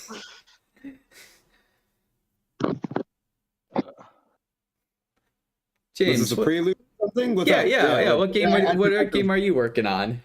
Oh, yeah, I'm making a game called Magusha Clash of the Commanders, codename Tiny Commanders. Currently. Yeah, it's like a two-player tactics game. If you had like a very quick instance like tactics game with like some Yu-Gi-Oh vibes in there to utterly butcher the vibe of that game. No, I think again the game. I like the fact that it's it's a two-player battle game where you take control of an army and you play as commanders trying to lead your army to victory by destroying the other side. So, Nice. Wooly, how are you doing with whatever project? I know you're working on a bunch of projects over there. I always see your Discord lighting up. Yeah, I've got a ton of projects going on. Actually, I have a new version of that that RPG card game that we were looking at last time. I have an updated version. Oh, that's really awesome. Yeah. I have a regular playtesting session now, live playtesting session. I have a couple of guys, actually industry professionals, that come to my house and we play each other's games or whatever. And one of the guys is not necessarily a designer. He's a developer, professional developer. So he's bringing over other companies' games, right? That he's in the process of developing. I think I met him at Too Many Games. Was he on the panel with me? Jeff Fraser. You know Jeff Fraser. He was on the panel. Yeah. Jeff Fraser and another guy is Al Leduc. I don't know if you'd ever met Al before. Jeff used to live in Toronto, but he lives in Ottawa now, and then Al's from Ottawa. Anyway, so Al Leduc is a published designer. He's got the Yukon Air, I think, is one of his games, and then there's another one, Cupcake, something or other. I can't remember the name of that game of his. Anyways, so we come up, and so they've been helping me with that. So that's been a lot of fun. So yeah, so that's I've made some really good headway with that one. Awesome. And then I have a few other games that I'm working on as well. Bigger, sort of not card game related, like big ass board games. Over that. So now yeah. And then finally, Stu. What game are you working on? I think everybody knows. Empire, yeah, Cupcake Empire. Stu, you're working on Cupcake Empire. No, I'm just saying that. The guy that this man needs no introduction. Is one of the designers of Cupcake Empire. Wow, I didn't know Stu was actually Al. What a small world. I feel bad saying it. I have no idea what that game is. Never. Well, Small World is a game where you play as like different races. No, and you try to take Empire. No, I'm just messing up. I've also never heard of that. I appreciate that. I appreciate that. Small World. Oh well, that's one of those sort of games that's sort of big gateway games that a lot of people that it's very like it's one of those games that you'll find at a Target or Toys R Us or one of those places, and and it was often like people's first experience with quote unquote hobby into indie game. Yeah. I know. My gateway indie game that actually got me into game design was Emsicos. I don't know if you ever heard of this game. It's pretty cool. Speaking of Stu, he just plugged you so hard and you missed it. You missed the opportunity. I want to hear about this commotion that's been going on in the Discord. Potion commotion. Yes. Yeah, Alex and I have been working on that. It's pretty close to being done, I think. Question mark. Still got to make the rules, make a board cover. What else was there? A board cover. You mean a box? Or whatever. If that's technically what it is. Yeah, you're not wrong. Yeah, we have to do the rules, and then we have to get that box cover set up, and then I think, were we play testing or playing around with the idea of character abilities, or we were just leaving it? No, we decided on. We made 3 character abilities that were just stronger versions of cards, just to keep it as simple as possible, but still make them unique. Yeah, so it's a 8-player game that you all like rush 8 together. players. Yeah, it can be up to 8 players. 6 players. Up to. Oh yeah, it is 6 players. I can't count. I was looking at a hexagon, not an octagon. We didn't make an octagonal board. I'm Sakos. I mean, you could have 8 players, just 2 of them don't play. Well, you need 2 referees because it gets so spicy. You have the banker and and the butcher and the candlestick maker. And I'm Alex. I am a recovering game designer. I've been here for 60 weeks. 60 weeks sober. Yeah. It works if you work it. And Cameron, you're new to the team, new to the group. You've been working on a new game. Actually, James introduced me to you. What are you working on? Well, I go get a drink. So it's this murder mystery game. I don't even know how much to talk about it right now because we're about to kind of run through as much as we could. I can't fathom how this is going to work, but it's just to give you, I guess, background on it. I've been trying to make a live action murder mystery game for murder mystery parties for maybe it's gotten to a decade. And so I write it, scrap it, start writing it again. So it's been something I've been really it's the main game that I've been trying to make consistently, this one that's I've kept coming back to all that time. And it's been play tested in various forms before that ended up getting scrapped, but where we are with it right now, I'm feeling pretty good about the final product being something that's going to be super fun. And what I'm hoping is that it can be something that's played around a board like we're about to do, or it can be played really fancy in costumes with props in a venue. Ugh, actors. I hate actors, especially murder mystery actors. Especially murder mystery. Yeah, I was about to say that.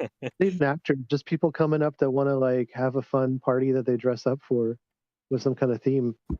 Because there's not going to be a game master. There's not going to be scripts and stuff. It's just. So I also want to I want to try and make it for people if they're kind of shy too. If they're not if they've just gotten out of their shell by coming to the party as well. I want to make this something that they can find accessible too. So you've described the entire anime convention audience in a nutshell. So you've got to market. Nice. That is true.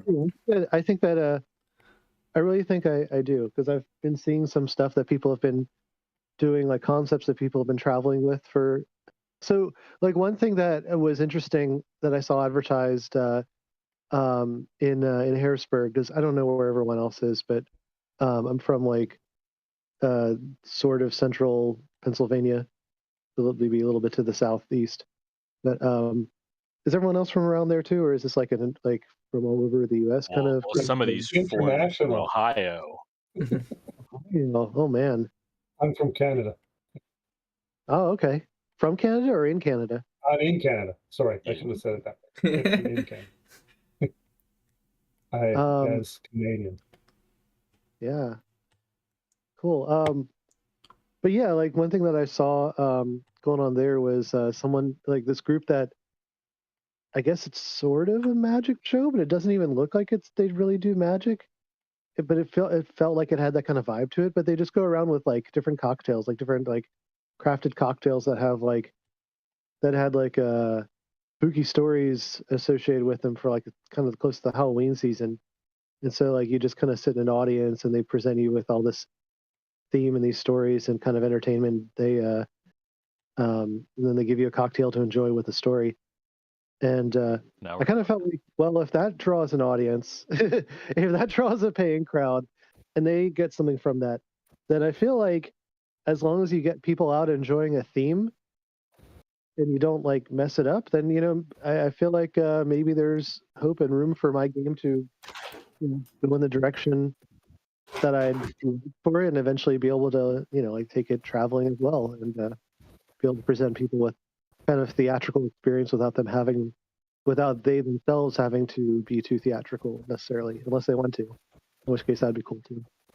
Yeah, one thing that we've noticed, not to plug a game of ours, the Big Shuffle, but one thing we've noticed with a game that we have, the Big Shuffle, it's a film noir card game, is that people who aren't even into role play oftentimes will find themselves getting really into character and getting really into the world building. It's a really, really fun, like kind of like not platform, but like baseline to set up, is that you're automatically walking in, suspension of disbelief, you're building onto this atmosphere, and it's that itself is a pretty good selling point, where people who, even if they're not into like live action role play, enjoy just being a character, being a character, embodying an archetype, yeah. Because it is a lot of like you said, with especially people who are a lot more shy or introverted, is you're not necessarily you're not putting yourself on the stage for everyone to look at. You're playing as this character, as this person in this world. You can just kind of escape a little bit and enjoy the world. Yeah, definitely. Yeah, I did see that game on the website too. I it really piqued my interest. It looks fascinating. Like I would love to play that sometime. Yeah, Tabletop Sim actually has it. Can actually set it up, and it is live. I stopped lagging. Huh? Because they were using like extreme. I don't think he's ever met Ken. I don't think he's ever met. Okay. Cameron's ever met Ken. Yeah, no. I met Cameron through Craig from not game direction. What the heck is this game called? Dicey Situations. Dicey Situation, right? I get the brands mixed up. Mm-hmm. Oh, gotcha. I thought you worked with James, so that's why. No. I just met him randomly at Booby's Brewery. He came for one of the game nights that we were doing there, or tried to do there. It was fun. I mean, we picked up some Jenga, and I played with my friend and my kid, and we had a good time. I mean, it was just like a super simple concept, but I loved it. I'd love to go to another one of those. Well, there's many conventions and many more opportunities that people will probably will and want you to come along with. So, just keep your ears open and just know when the cons are. So someone will need your help. Yeah, definitely. I got my start, Alex, in the white van. My favorite story to tell. Oh yeah, Cameron. You know what? I'm just gonna come out. This is a cult, Cameron. We're all in a cult. There's a white van. We're gonna ask you to get into the white van. It's gonna be really weird at first, and then everything's gonna be fine. You will end up in uncomfortable situations, and there may be in the back of a white van. I still can't believe we did that. To this day, like that's like. And we were right behind the game of Ham too. Just got in the back of his white van and went for a ride. He seemed like a nice no guy. seats, mind you. Hey kid, you like games? Yeah. Come over here. I got some games for you. Got some games for you. Come sit in this van, little boy. I got some games for you. You have at least one game. It's Snack Attack. But this one's shiny. You like dinosaurs? Yeah, man, they're pretty cool. All right, I got something for you. I got something. You're gonna love it. You're gonna love this, kid. Get in the you like food. You like dinosaurs. You like this game. Get in my van. Get in the van. I promised you free pizza, and you didn't get free pizza. You got a cardboard box. We did get the cardboard box, It but plays the games where it gets the hose again. Actually, I would blame Ken for the free pizza. He said there was going to be free pizza at the end of this. Yeah. Accurate. I was unaware of this free pizza, but I was totally on board for it. we got free cucumber water though. Yeah. Cucumber water. And a free picture looking like we were actually doing something. Fresh from a pregnant cucumber. Oh no, James, you didn't go to the actual like party, or did you leave? We met up with them afterwards because Gotcha. You spared yourselves from a very disappointing trip.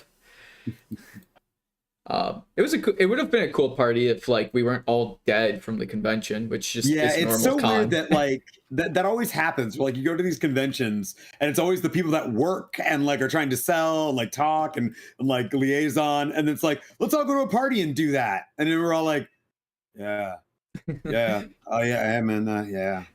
Give me a hand. Honestly, Give me a hand. Yeah, give me a hand. James has literally no voice. Was better. Yeah, I have no voice at the end of it. PAX East, you're just like got like young freaking developers asking me questions. I'm like, go to Ken. He's over there. He's in the van. He's in the white van. Go to the guy in the van. Hey, Josh is the one with the white van. He actually is too. Yeah. He actually is. Sorry, Cameron. Yeah. So Also, I just realized that we have James and Cameron in the chat. Speaking of, yeah, it's true. So I can stay up until like probably for another hour, like 9:30. After 9, I'm gonna not be. I mean, my brain's already been kind of mush, but it's gonna get even more so. But like 9:30 when I should sign off and then get to bed. Yeah, you're good. This usually ends at around what? you can Like, jump in, yeah. Yeah, I don't see it very long because I don't really know how it's even going to work in the first place. But it's okay. We'll find out. Yeah, maybe we'll just do like a brainstorm, like understand the situation, and then maybe like try to figure out what you like components you need for the next meetup. Yeah, I mean, like I can like kind of gloss through the flow of how it would go in general. Yeah, so but like there are some key components missing from it that would make it actually playable. At least the way that I envision playing it. Should I mean, you? Yeah, the floor is yours. Go for it. Okay. All right. And the table. So I kind of don't want to like jump into referring to other games as to what it's like because I don't want it to feel just do it. There is no wrong way to describe this, so go for it. Yeah. So you know how like in Clue you got your basic types of cards, the object, the place, and the thing, or the and the person. So it borrows from that concept a bit, but the different identities of a card, like when I say identity, like the wrench or Miss Scarlet or like that kind of stuff. They're basically things that would occur on like this Venn diagram, and the Venn diagram would be these 3 circles of things that could describe a thing. So like you have the Venn diagram for your objects, which would be like I have to actually look at the one that I created because my brain is already getting mushy. But yeah, if you say them out, I'm doodling one over on this table. So yeah, so, I actually did make like Venn diagrams with categories I was pretty happy about. So that's why I'm trying to have to go back to like. Maybe I can just import that. Yeah, as I like send a picture for each of the diagrams. A couple of them were roughly drawn with pencil, but the ones that we had started with, the example ones, were like things that are toxic or things that are sharp or things that are I forget. I think silent was one that I was toying with. And so, with the Venn diagrams, there are overlapping categories where some of the items will be multiple of those things, but not others. And so basically you have 8 different items, and those items can all be described by a set of traits, right? Everyone follow so far? Yep. So with this game, how this game is played is we all have our cards that say who we are, what we had around the time of the murder, the location we were in, and then a motive, like a possible motive for having committed the murder, or if you're the one who did it, the actual motive for having committed the murder. So those are called who, what, where, and why cards. So through the course of the game, we would all have a who card, where, what, where, what, why, blah. Sorry, a who, what, where, why card. The game would let's go to the. I have the rules pulled up here. The game would start with what I call the prologue phase, and I want this to kind of read. I want this game to play like you are in a murder mystery novella. So I want to have a sort of a literary feel to it. So this initial phase is called the prologue phase. This is where the murder is actually gonna take place. There's going to be a map. Within the map, there's going to be a stack of cards within each room called the investigation cards. And then there's going to be a what card face down so that we can't see what that thing is. We just know that a what card is there. We don't know which what card is there. Everyone would start by getting a who and a why card at random. And then there would be a puzzle piece. So the puzzle piece corresponds to this 8-piece puzzle, which each piece would match with 2 other pieces. So what that looks like is like a pie, basically cut into 8 pieces, and then you have a puzzle, a jigsaw puzzle works with like your bumps and grooves and stuff. And that puzzle piece, that puzzle piece might have a bit of backstory to it, for flavor on it, something to, I don't know, pique interest. But I'll get back to like what that's for. But you're gonna have a puzzle piece, a who card, and a why card. Let's see. And each room has investigation cards and a what card placed face down. And there's going to be a pawn that represents the victim, like parallel to Mr. Body in Clue, the guy who's going to get axed. And we would all have our pawns too. So there needs to be a randomizer here. Maybe it's a spinner, maybe it's dice, whatever. But all of our pawns would end up in random rooms. Random because if we're playing a murder mystery game and we know it's a murder mystery game and our characters know that there's going to be someone who dies, the game would be broken if people, I think, could pick their own room because everyone would cluster together. So there needs to be like kind of a spread to it.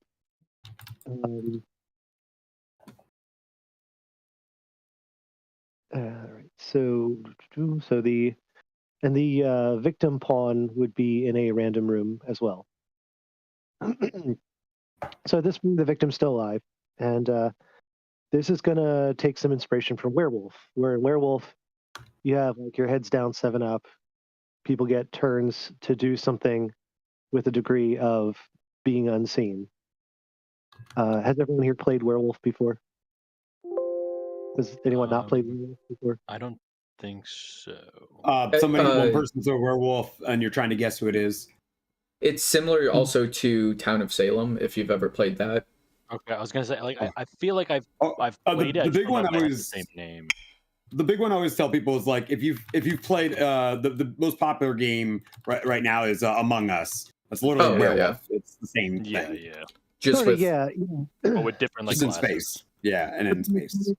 But the mechanic that makes werewolf possible is there's always a phase in which everyone's head is down, and the person who is the werewolf gets a turn to like put their head up and choose someone to die.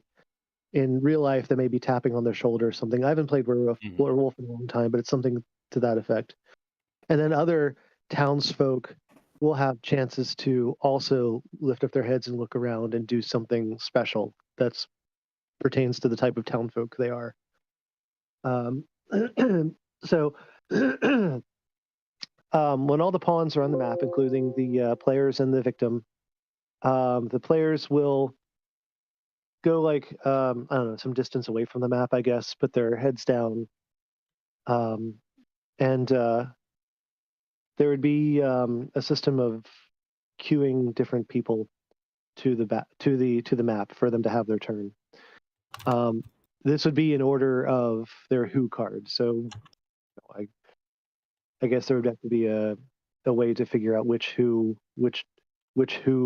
goes first.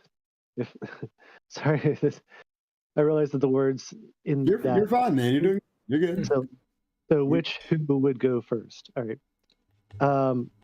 So like a who might be, I don't know, the chauffeur or the the in-law or whatever, when it's someone's turn to go up and no one is looking, they can move their pawn, or they can stay in place. If they stay in place, they're going to pick up the what card. They are going to, I guess they haven't decided if they keep that card or if they just write it. They just write on it and put it down, where multiple people could potentially have a what card shared if they were in the same room. But this is where everyone like goes to a room and finds out their what identity. And they pick they draw 2 investigation cards. Is the what the motive one that you were talking about? That would be why. Oh, okay. Why? Yeah, what is the object? So. Oh, okay. So yeah, the what is the object. The who is the person. Yeah, the person, what the proximity is to the victim. And then of course the where being the location that they're in. I should let's see. So yeah, the map. By the way, the map would be comprised of, I guess, if in this sense, because it's like a drawn map. The map would have name cards in them as well. If I was actually thinking that there wouldn't be a artfully drawn map in playing this, but rather you would have what cards face up, and where those what cards are would represent a room. So you could put your pawn on a what card, but it could be done within like a drawn map and just have the what cards in each room. Like you could take a clue board and work on that if you wanted to. So they so where the player lands, then that's their where, and then they pick up their what, and so now they have their who, what, where, and why. The person who's going to end up being the murderer is going to end up going twice, because the step I skipped at the beginning was everyone draws a card at random to see if they are or are not the murderer. So it'd be a deck of cards that's all the deck of cards say. It's they either say you are the murderer or you are not the murderer. And so everyone has gone through, gotten all their types of cards, and now there's going to be a special turn for the murderer. Now this would be their second time approaching the board, because the first time everyone was called according to who, and so the murderer would have gotten a chance to go up then. And now this time it's going to be the murderer specifically is called up, and everyone has their heads down, so they shouldn't see who that is. And this is where an item needs to be created, a type of card needs to be created. I want there to be instructions for the murder. The murder would be something like you move the victim card or the victim pawn one space over, you move a space towards them, or it can be more elaborate than that. I want there to be like potentially the ability to create secret tunnels between rooms that aren't connected to. So like draw a secret tunnel card and put it in the investigation pile of a room that you're in, and then do the same for the room that the victim is in. And that represents a hidden in and out of the secret tunnel. But anyway, then the instructions might be take the victim pawn and put it on its side to represent it being dead. Or there might be an option of take the victim pawn and place it outside the map to represent the body being hidden. And so all these cards, like I said, they have traits because you can like see them on like a Venn diagram, for instance. So every card, every who type, every what type, etc., would have 4 traits that would clue you in onto what that thing is. And these traits would be their own cards as well, or their own pieces of paper. They would be organized by having a little, like maybe a little pocket, little paper pocket for each card. Like there's the wrench would have a pocket, and inside that pocket would have the 4 different traits that describe it. And the same with like the living room would have a pocket, So the murderer would take those pockets for the who, the what, the where, and the why, and they would distribute those hidden throughout the board in some way. I have it written more detail as far as like how they're distributed in the rules. But I kind of want to like gloss past by there for a sec. Yeah, we'll just say that they're distributed throughout the gameplay. And then they return to their seat, right? So then after this, everyone's able to look and they're able to approach the board. They're going to see, oh my gosh, the victim pawn, it's on its side, it's dead, or it's missing. And all those traits are going to be, like shuffled somewhere into some investigation cards stacks. And at this point in the game, I want there to be like, like maybe 3 different ways that a murder could have taken place. Like the way I described to you as far as the method goes, like one of those methods would be like it would be written out, and then maybe there's another type of method that could be done, and a third type, and players could like reverse engineer. They would look at those methods that would be available to the killer and think, okay, like I saw, like who did I see in this room at what point, and try to reverse engineer like how that murder might have taken place to narrow down who might have done. Did that part make sense?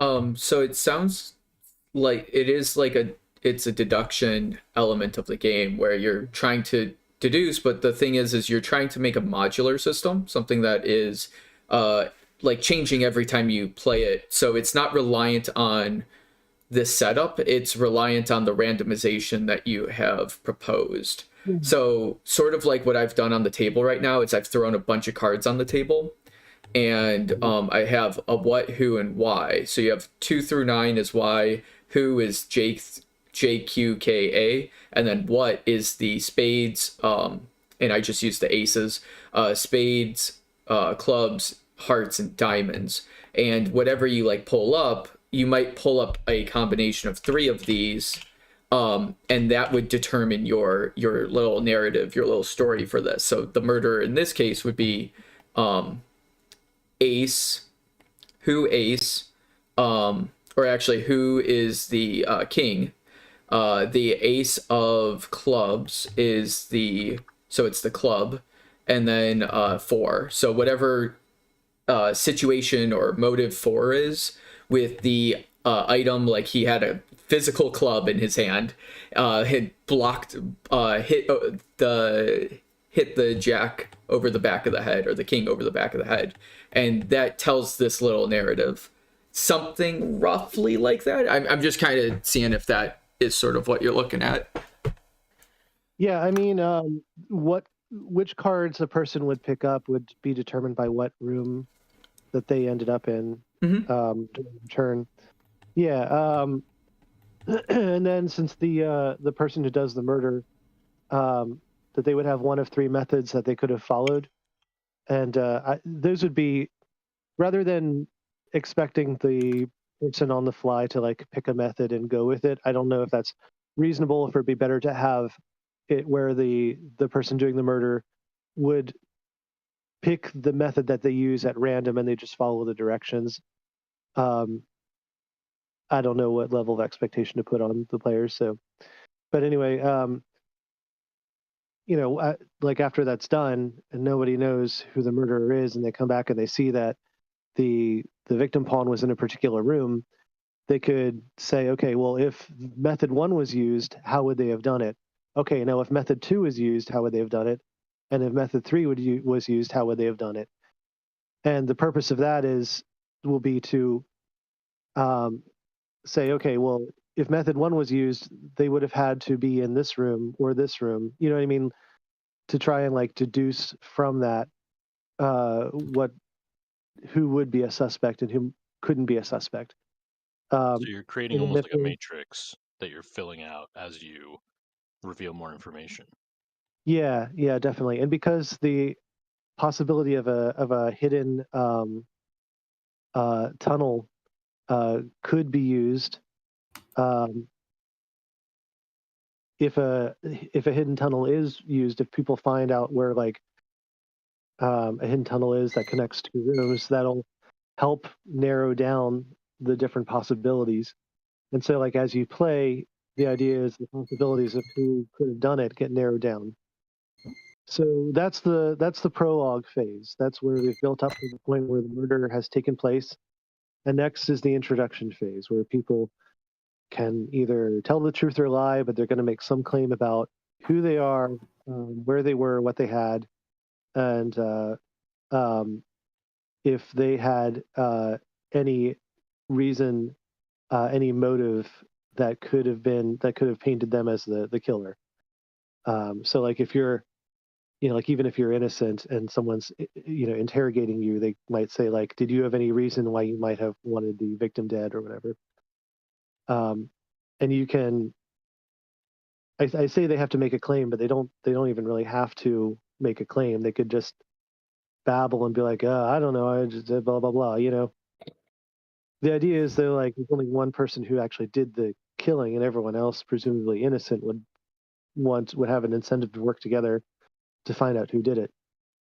But if they want to just not be clear and not give a straight answer, they're free to do that too. So people will at this phase, after that phase, begin the investigation phase, which is where people put their pawns on a room and they'll go back and do like the werewolf heads up 7-up thing. Although this time they'll be called by room, by the location that they're in, not by the who. And so multiple people can be in a room, and when that room is called, everyone from that room goes up together, and they start out by being able to do one of 2 things.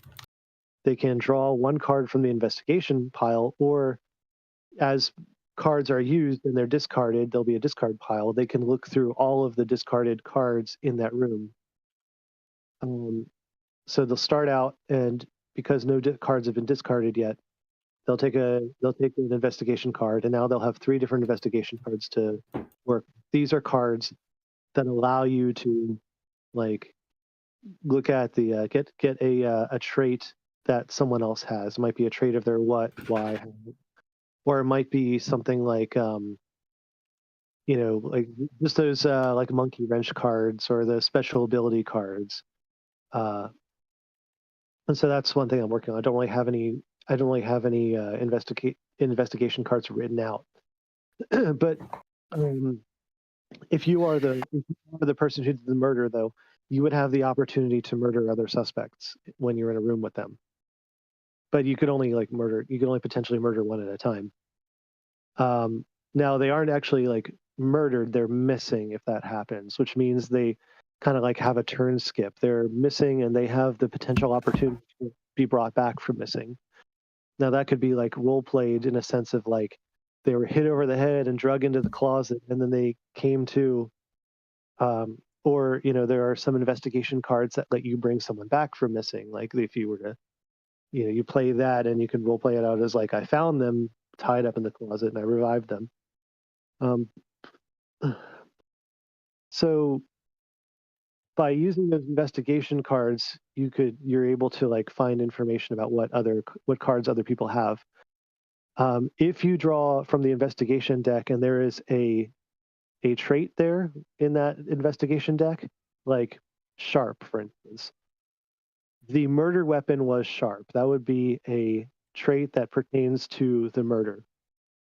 And there are going to be rules as far as like what rooms the murderer's traits that they distributed, what rooms they can be in, that have some kind of meaning. Like if they were in that room at the time of the murder, or the victim was in that room at the time of the murder. But they should be shuffled in. And now the puzzle pieces that I was talking about, there's going to be puzzle pieces. Each one of them can match with, each one of those pieces can potentially match with 2 other pieces. You hold on to your puzzle piece at all times. So you can initiate this interaction with another suspect, where you just see if your puzzle match on either side. If they do, if you can link, then you can have a few options. One of those options is, like you remember seeing the person before, you recall their real identity. You can look at their who card. You can know what that is. Or like, you can choose, you're able to get a good read on the suspect. You get to see their Y card. And it's the suspect who initiates that interaction who gets to get the benefit if the puzzle pieces do match. And again, you can say whatever you want. So like if the puzzle pieces don't match, one suspect can be like, did you string piece this? And the other person can help them out if they need to. They can give them a lead. So there would be rounds of this going on that would result in people getting more and more information, finding out more traits. One mechanic that actually I just thought about recently is when you do find a trait that in the investigation pile that tells you something about the murder, it goes, after you look at it, it'll have to go in the discard pile. So other people could get it by going into that room and looking at the discarded cards. Assuming you give them a lead and a reason to investigate in that direction. So obviously the murderer can do that, discard it, and not tell anyone about it. But there's always a chance that, wherever these traits are, people will go into that room and find it. There's always a chance that someone will find those cards. And because of those puzzle pieces and because of investigation cards, people have a chance of eventually finding out the cards that the murderer had, being able to verbally talk about that. And then it leads up to a final ballot where who the murderer was. There's another phase in the game too, but I haven't figured out how it works yet. Like after everyone goes to their room and has an interaction and then comes back, there's there'd be a phase I'm thinking called like a machinations phase, where people would just have a sheet they could fill out and it would have some kind of effect. I'm debating whether that's necessary. It's kind of like I have to think about if there's some kind of interaction that I want people to be able to do behind the scenes. And you can one thing you can also do is like spend time investigating the body. So you go to the body and like for your turn, you're able to take a trait from the body. And if the victim were missing, if the body were hidden, there would be a card for that, like the victim's body card, that would be shuffled into the appropriate investigation deck. So you can't even get to those traits then until you find the victim card in one of those investigation stacks. So when the final ballot takes place, there should be some kind of a point system. I've had it recommended multiple times, and I believe it too, that there should be a penalty for even being accused of murder, which encourages people to, not want to be accused in the first place, and encourages the murderer to get other people to be accused.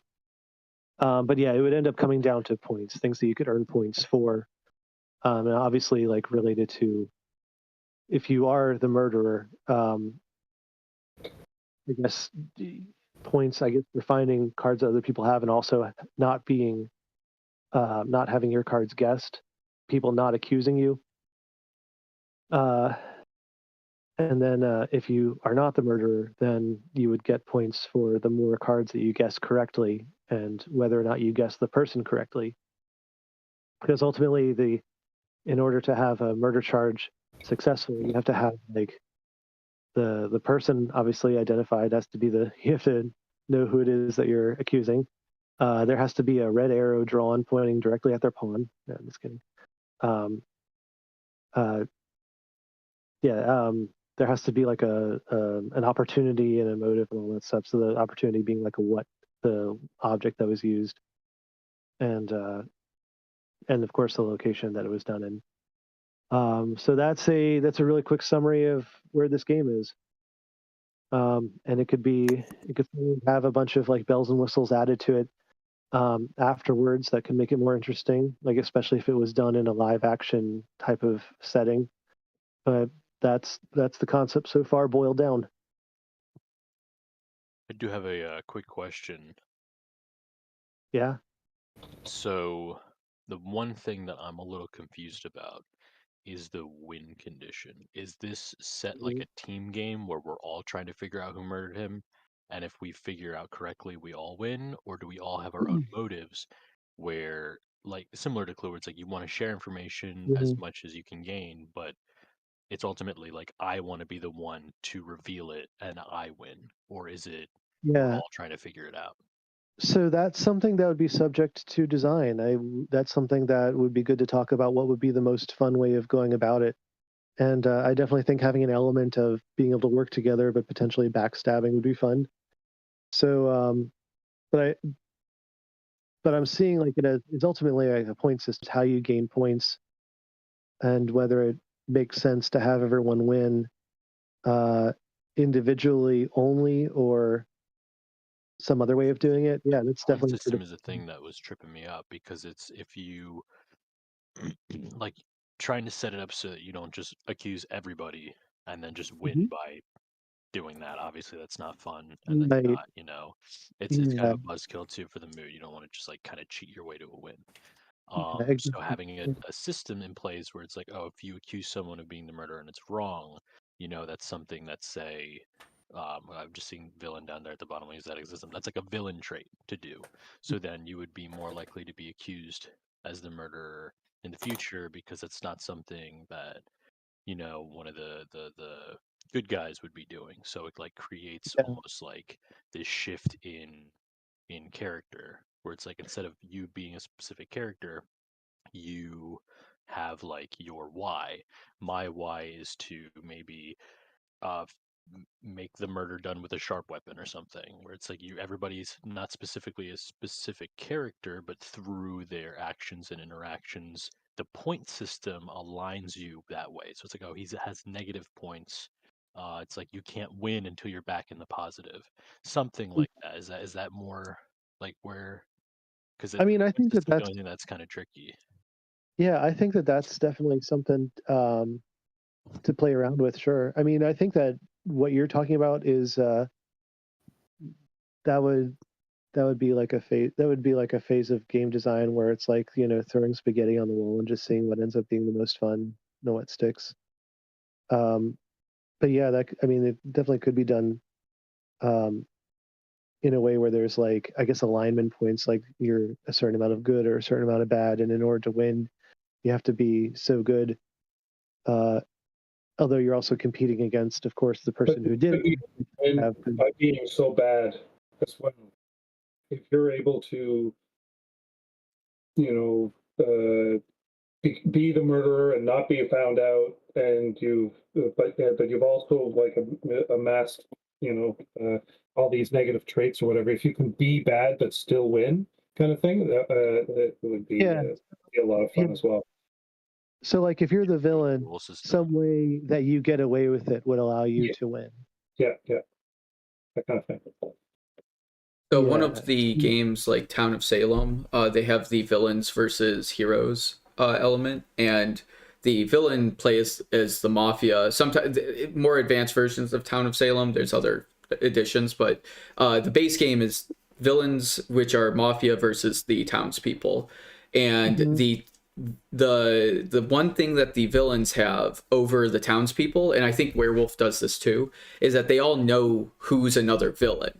So you have the werewolves who all know which other werewolves are amongst the townspeople, but the townspeople do not know who is a werewolf, who is not, which adds a lot of confusion and chaos, which is sort of good for a like you want to play on the chaos element of your game, because that is what adds confusion. If everybody's working together, there's very little problem to solve. That's the thing with a lot of these games, is that they actually pit all of the players against each other to make it more fun and more challenging. Because if everybody works together, we could all just do a vote at the very beginning and be like, are you a mafia member? No, I am the doctor. No, I am the nurse. I am the librarian. And then if everybody tells the truth, it's not a very fun game, because the mafia would be like, yeah, I'm a librarian. Well, we already have a librarian. You're clearly not one. Or one of the librarians is obviously lying. Yeah. Yeah. Definitely. That's what I was saying about having that role system being important, because if their why is more important than the who, where it's like, okay, you have your motive. Each person is given that motive at the beginning. Now we all have a win condition that's next to the murder, right? We want to stop the murders because that's the objective of the game, but we all have our own win condition that we're trying to end the game in that state, that once the murder's found out, oh, this happened, I actually win, kind of a so thing, where it's, it might not be win condition, but it might be worth a lot of points to do. yeah. So in the I'm just going to let you guys know I'm going to take off. I'm going to close down from the night, but thanks for the conversation, and hopefully I'll be able to come the next couple of Mondays. Okay. Take care, guys. If you have an update to your game, I'd love to check it out. It was coming along really nicely. Yeah, maybe next Monday. I'll see what I can do. Okay. Bye. All right, see you. And for Cameron, I know you were doing this in your documentation before. You were talking about having a it wasn't that win condition, but you were doing something where like you would actually align with villain versus good guys. And one of the things that I thought would have, like, the problem with just having a binary team is that if you have a binary team, you're either good versus bad. You're Browns versus Steelers. It's like two teams opposing each other. Two villains. Yes. Well, clearly there's only one good team there. Add drama. But there's like Team Werewolf and there's Team Townsfolk. Yeah. But there's also an element that a lot of these games add in, is the third element, a Joker element, one that isn't quite aligned with either, but could be aligned with both. Sure. Yeah, like if you're some mafia person who didn't do the murder, but the murder benefited you, then you might end up being like kind of in a traitor role. But what if your objective was ultimately to get killed yourself? So if your goal is to get killed yourself and that's how you end the game, then everybody's going to be even more suspicious, because anybody who does something careless on purpose, because if you do it too obvious, then everybody's going to be, oh, he's the Joker, he's the idiot who's going to try to get himself killed. But then if you're the person who's like trying to soothe like actually play the game like strategically, then everybody will be like, oh, is he the Joker? He might be the Joker. I don't know. And one of the elements I was actually suggesting in my long list of notes that I was like coming up with ideas is there was a butler mechanic where you would actually have that Joker character as the butler, someone who is unaligned with either side and could absolutely shift at any period of time. I actually was thinking with your point system or with your discovery system, the butler will actually change their alignment unknowingly. And what that would do is allows people who gets murdered throughout the game an opportunity to continue to play the game, but as an unaligned set of characters. So they would be playing as butlers or as like interactive NPCs essentially. But so they get to influence the game, but they are not going after an objective that you know, and or maybe you do know, maybe you did, like right up front everybody knows what the butler is going for. The butler is doing things for the murderer, and so you just kind of have to be like, oh, I don't want to align myself with the butler, but then like in the next 2 turns the butler changes his side and he is now working for the citizens or the normal people, and it's like, oh no, I was just helping the butler. That makes it look really suspicious for me. Yeah, definitely. Yeah, so like butlers or like people who might be of a villainous flavor but not necessarily the murderer. Yeah, could yeah, definitely something cool to think about. I ended up thinking like as an idea at the end that maybe there's just some significance behind how lawful versus lawless someone has been playing. Like, I guess chaotic versus lawful, I guess. Some, I don't know, some element of thinking of like disregard for the well-being of others. Sort of like Fable, with the yeah. But I don't know what that would. I don't know what that would look like yet.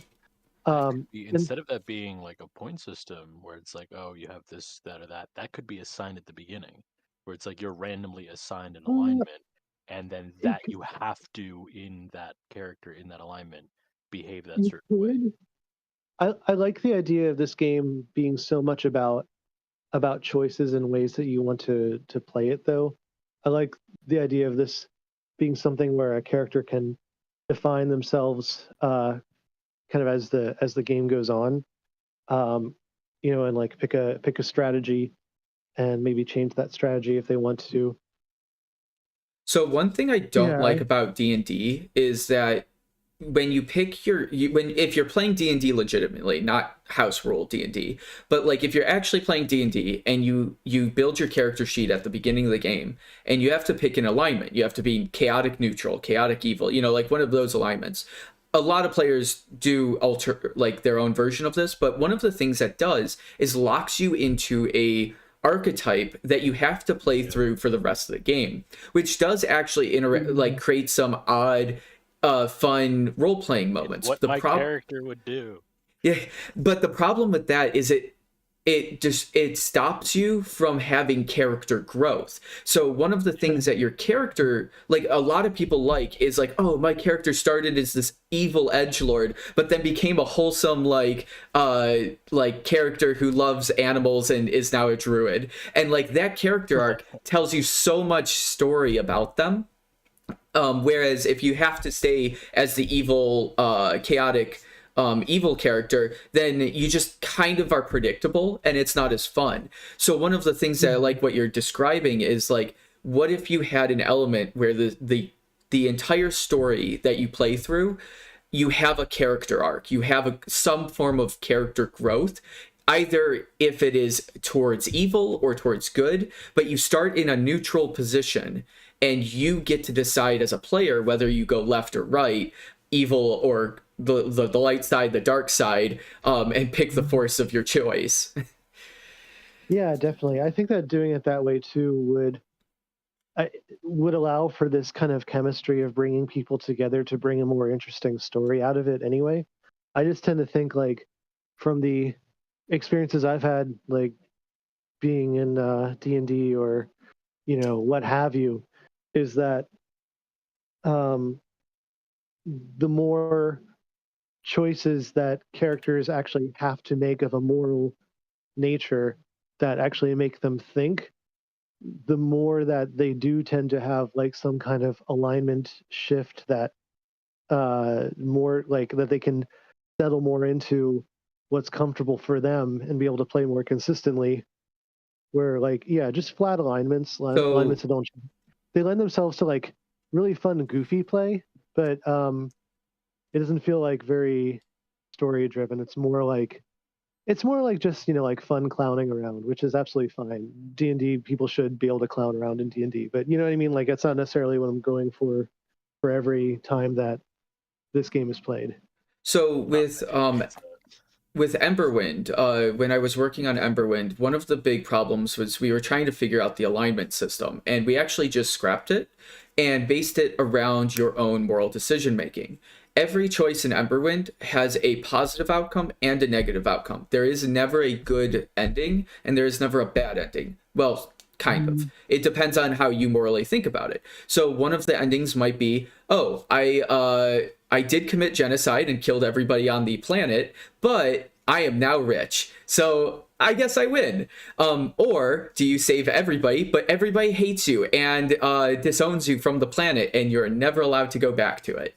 So, like, yeah, you did save everybody. You should be treated as a hero, but nobody thought it that way, and they all hate you because you, like, I don't know, you made the king swear upon not doing this super missile that he like wanted to do, and they all hate you. They're all broke and they all have to live on the shitty planet, but they're all still alive. So it's like your moral decision whether, like, we're not telling you in Emberwind whether or not that was a good or a bad decision. That is entirely up to you and thinking that was a good or a bad decision. But we let that open. So, but the thing is with that is you have to have a lot of storytelling, like pre-baked in. I have to tell you that story. Players are not going to be able to create that kind of storytelling on their own. Yeah, no, I don't think too open-ended. They don't even need to like. They don't even need to be thinking on that level, really. It's more like, I mean, players can be free just to be in the moment from decision to decision of what to do, and that they're just different effects of, like, I don't know. I do want there to be a sense of. Let me put it this way: I want there to be incentive to stick to a moral code if one chooses. So I want there to be like a way that you could win that's fun if you went the route of being lawful and actually not wanting to do like whatever the blackmail mechanic ends up being, not wanting to blackmail everyone or not wanting to try and commit murder against everyone. Like I want there to be some positive benefit to not doing that. And then if someone wants to go chaotic, I want them to have to be kind of smart about it at least. But for that to be fun in a different way if someone chooses. But what if you want to be chaotic stupid? Like, right.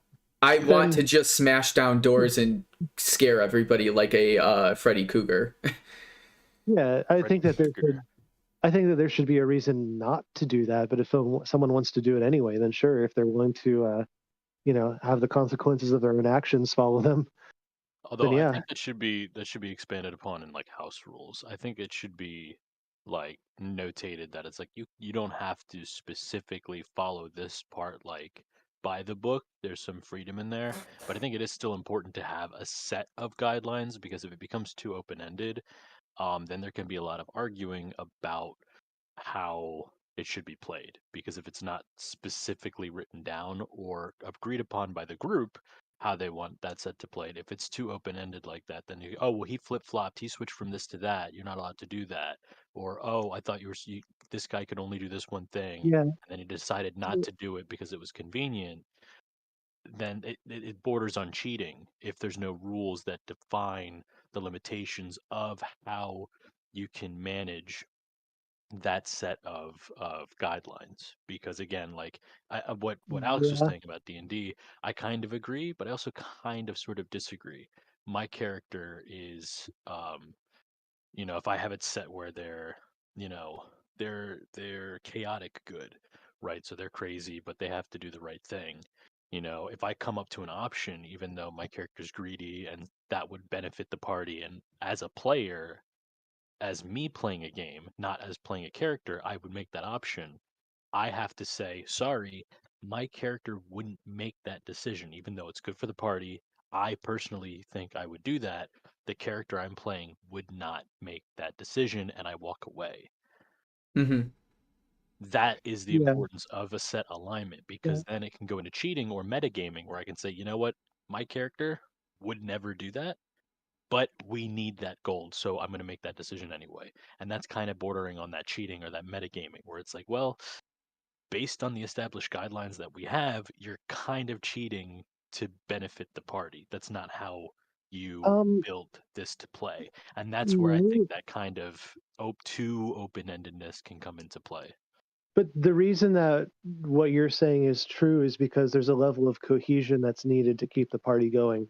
Like if it's a lawful good if it's an adventure or a campaign that lends itself to lawful good characters and other people are lawful good, for one character to be the murder hobo, even if they say in the beginning, "Hey guys, I'm going to be chaotic evil," I mean, they probably wouldn't allow that in a lawful good. But if they're like, "Okay, sure, let's try it out," it becomes really frustrating by trying to keep that party cohesion, because like 3, 4, 5, 6, whatever people need to kind of stick together in a party, and people have their ideas of what kind of goals they want to pursue. But like there are also different ways that people play D&D. Like I can play D&D in a way that what you're describing would only just make it more interesting to me. It's like, wow, so how do I interact and have an interesting character like development with someone who obviously has their goals very different from mine, and will make these goals that my character's working towards maybe end up not panning out at the end after putting a lot of investment into it. In my mind, it's like, well, that just makes it an interesting story, because characters can't have it good all the time, and it's unrealistic to think that all of your hard work that you put into something is always going to result in the thing that you want. You know what I mean? So like those kind of curveballs to me just make an interesting story. Other people, they get really, really, really frustrated by that. Oh yeah, we have one of those in the group, and I actually did it's what my character would do, and then permadeath. So I'm actually out of that campaign. I'm just spectating now. Because I had to be a martyr. It's what my character would have done, and they were not able to bring me back afterwards, and so I get to spectate, which is fun because we're so close to the end of the campaign. They're not going to bring me back, but I mean, I still think that's important. Like, I wouldn't have just been like, I don't want to die because I want to keep playing. Let the random guy take my place, kind of a thing. But I think it's important to have a guidelines, a set of rules of how to play. A big thing with that is a lot of Jackbox games are like that, where they have those imposter kind of games that you play as. And one of them you play as an alien infiltrating a thing, and you have to find out who's the alien taking over the ship. Oh, I do know that one. They give you false prompts. So the question will be like, something simple like, does pineapple belong on pizza? And it's like, yes or absolutely. Simple?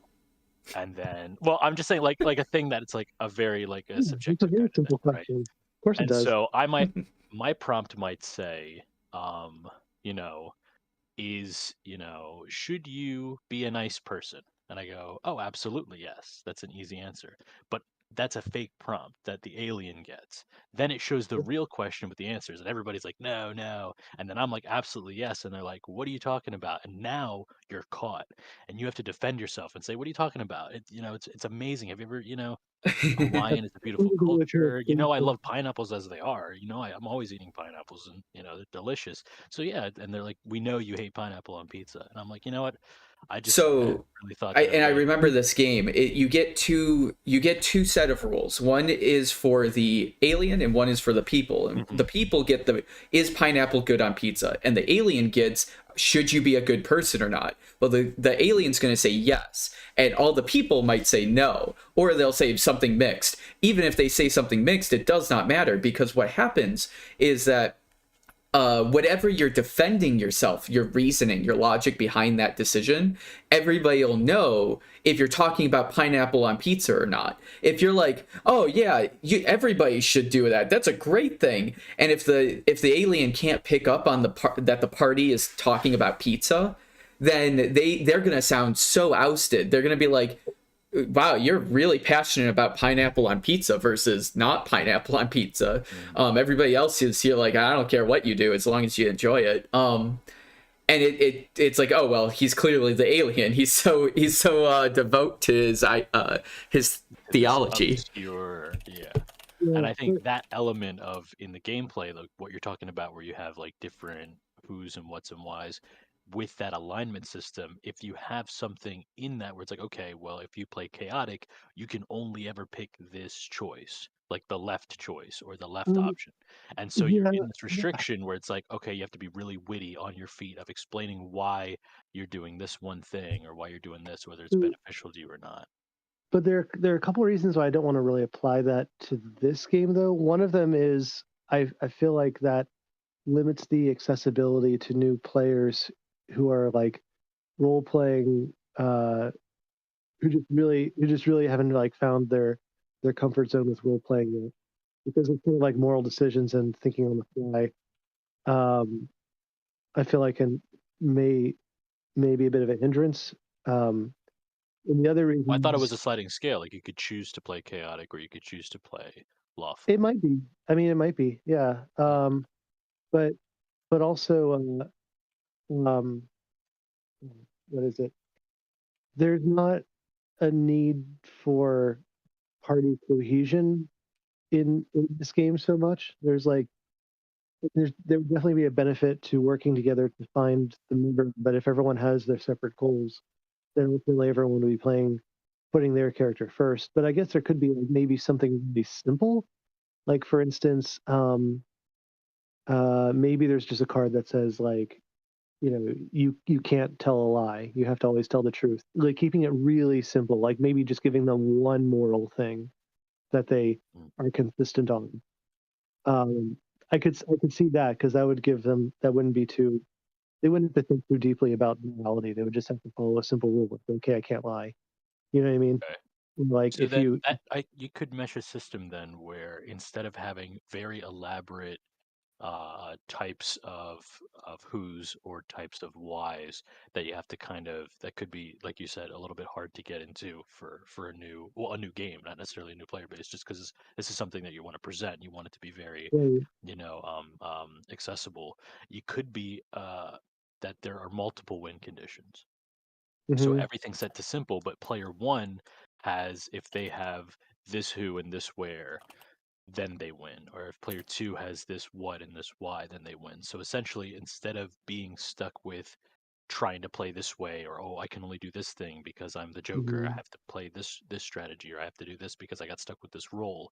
The role is very simple. You know, it's a one-dimensional thing. It's a one variant thing they have to play with. But then it's like, okay, you have this who that has a play style, and now you have that why that has a play style. And if you can get them to line up, then you win. So then it's not so much on trying to ignore the group or focusing on your personal agenda or trying to be too elaborate of a character or a win condition, but make the win condition just like a checklist. Okay, I did this, I did this, I did this within the restrictions of my playstyle or the character I'm playing. And then once you have that checklist completed, either that could end the game, or whoever has the most points, like as you're checking off those things, you get, say, 10 points for this, 10 points for this, 10 points for this.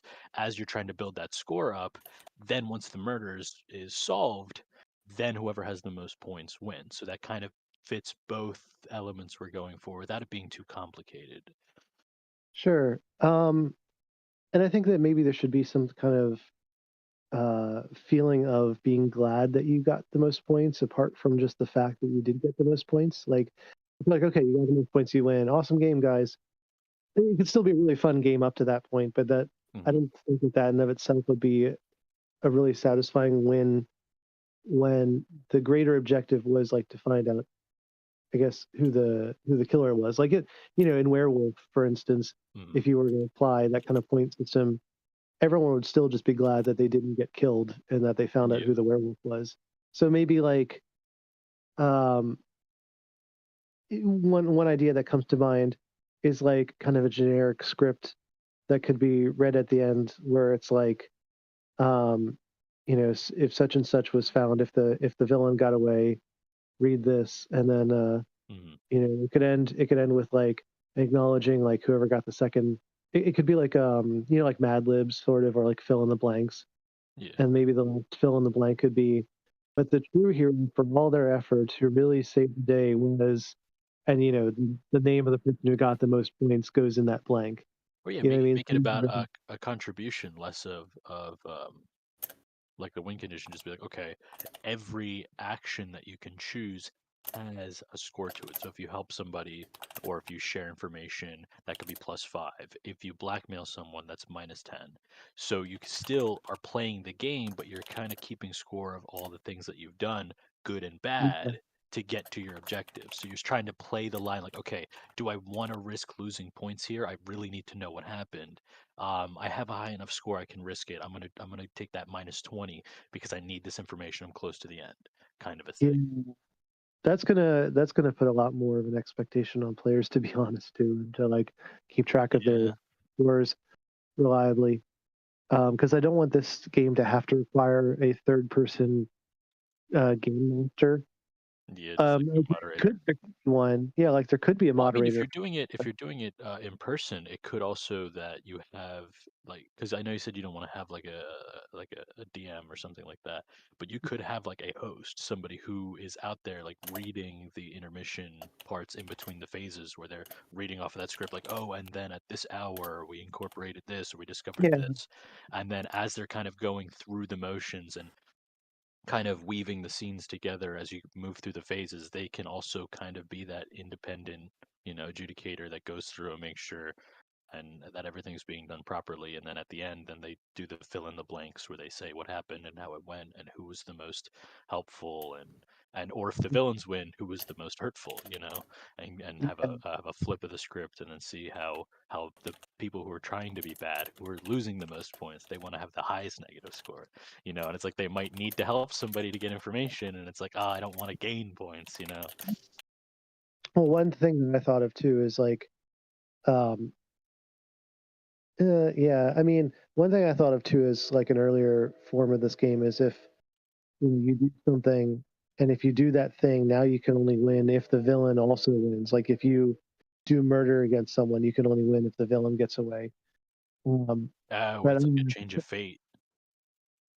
Yeah, but then I think the problem was if it seems like if it appears like someone's not going to be able to guess who the murderer is, then that seems like a weird reason for them to just suddenly decide to commit murder against other people to change sides. Yeah. So like there's not enough meaning to that. That makes me think of Kirby's Air Ride. I know, such a weird game to talk about.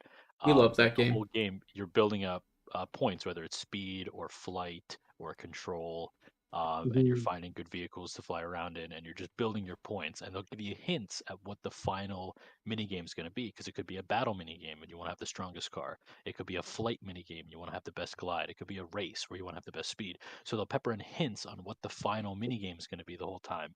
And so you're constantly changing your directive the whole game. You might be building up speed the whole time and you get a hit that says, oh, you might, encounter some big boys, and you're like, oh shit, this is going to be a battle. I might need to switch. So you pivot quickly, start collecting a bunch of power, and then it says, oh, those big boys are birds. And you go, shit, I got to fly. I need fly now. And so you're constantly pivoting to what points that you're trying to go for. And it's like at the very end, then how you built yourself up, then you encounter the final game where it's like, okay, I hope you have a good enough score to compete. And it's like this chaos of like constantly switching over. And that's what that kind of fate change make me think of, where it's like, okay, everybody has their own agendas, but there's like a random element at the very end. You have three things that are known, but the fourth thing is unknown. And you can't check it until the final phase of the game. And then at the final phase of the game, you flip it over and check that hidden agenda and then hope that you're aligned to it. If not, you have to scramble in the final, hours to make it coercive or cohesive. Yeah. So to go back to the idea of tying in some specific conditions to players, one thing I thought of too is like if and this isn't something that every player would get. They could choose to do this, where there would be like some kind of dark secret that a player could have as part of their background. So like a dark secret card that they randomly draw, and that gives them a certain ability, but at some kind of a cost. And then there would be like maybe a blackmail mechanic where if you find out the dark secret of someone, you can exploit that in some way. So it would like add other like elements of that that would potentially pit people against each other. But then it goes to, like what's the benefit of doing that versus the benefit of just playing straight. Um, and then I don't know. I mean, like there are games though where I mean one game that I used to think was like really fun back in the day until I found that it was like super broken and hard to play was 13 Dead End Drive. And in 13 Dead End Drive, your goal is to be the last one standing and inherit this fortune from Aunt Agatha, but get everyone else killed in these traps that are set up throughout this mansion. Yes, I And think I know what you're talking about. and it's really cumbersome to set up all those traps, which is why I rarely played it. And then once you do play it, there's like one main way to win, which is if you're the person who's up for inheriting the fortune because your portrait is the one that's showing on the wall, you make a mad dash for the exit, and everyone else, like you either succeed or everyone else can like move your pawn on their turn into a trap to get them killed. So the natural like way to try and win is to have your characters gravitate towards the door so that when it's your turn you can make a mad dash for it, but at the same time everyone else is trying to kill all those other characters, so it gets like chaotic, and it also kind of feels like the element of strategy that they were going for is sort of lost. Like it's you pretty much just have one thing that you try to do, which is race. But in that game, everyone's a villain, basically. Everyone's trying to get everyone else killed. So it doesn't have to be a good guy. But in a good murder mystery story, there are people who try to play it good or at least pretend to. And then what's interesting about that is when you find out that they really aren't as good as they claimed, or you get to spend the whole time like seeing if their character will stand up to these moral trials, because sometimes even if you don't really normally like the really good guys, there are some characters where you just want them to be able to succeed at their goal of being good and being pure despite all the challenges. Like I don't know, have you ever read any of the Dresden File books? No. Okay, so there's some different character archetypes like that, but one of them is like this character who he tries his best to always be like super heroic, and he's just a good person. And throughout the books, you end up really just wanting him to succeed. And then there are other ones who like other characters that they're really enjoyable because they do whatever needs to be done, and they're willing to do these evil things. And it's like just a very enjoyable kind of evil pragmatism. So I want there to be incentive to have that kind of variety when people play. But also like it's okay if everyone just decides that session that they want to be, the bag of dicks towards each other and just like do whatever they can to backstab. Or if everyone decides at that session that they want to be, try to be the good guys, whatever. But as long as there's like incentive to go either way and there's variety to the gameplay and the big picture, because I want this to be a game that people will play, every so often, like one that's just a fun game to play. Yeah, so like if there's a variety baked into it, then I think that would be make it a more fun game. All right, well, I think it's time for me to turn in. I have work tomorrow morning. I really appreciate the ideas and the feedback. Yeah, it'll definitely be something that my brain needs to gel on more to think of like how to, encourage that variety and how to like give people a sense of morality or immorality Mhm. in the game, and then like how do they actually win? Like what do they get points for? Well, you're playing with a lot of different mechanics here, and one of the things that I think you should do is like try to just focus on one of these like sections and just try to like find a masterful way of making that one element fun and then jumping on to the next element. So like just the morality system could be an entire game on its own.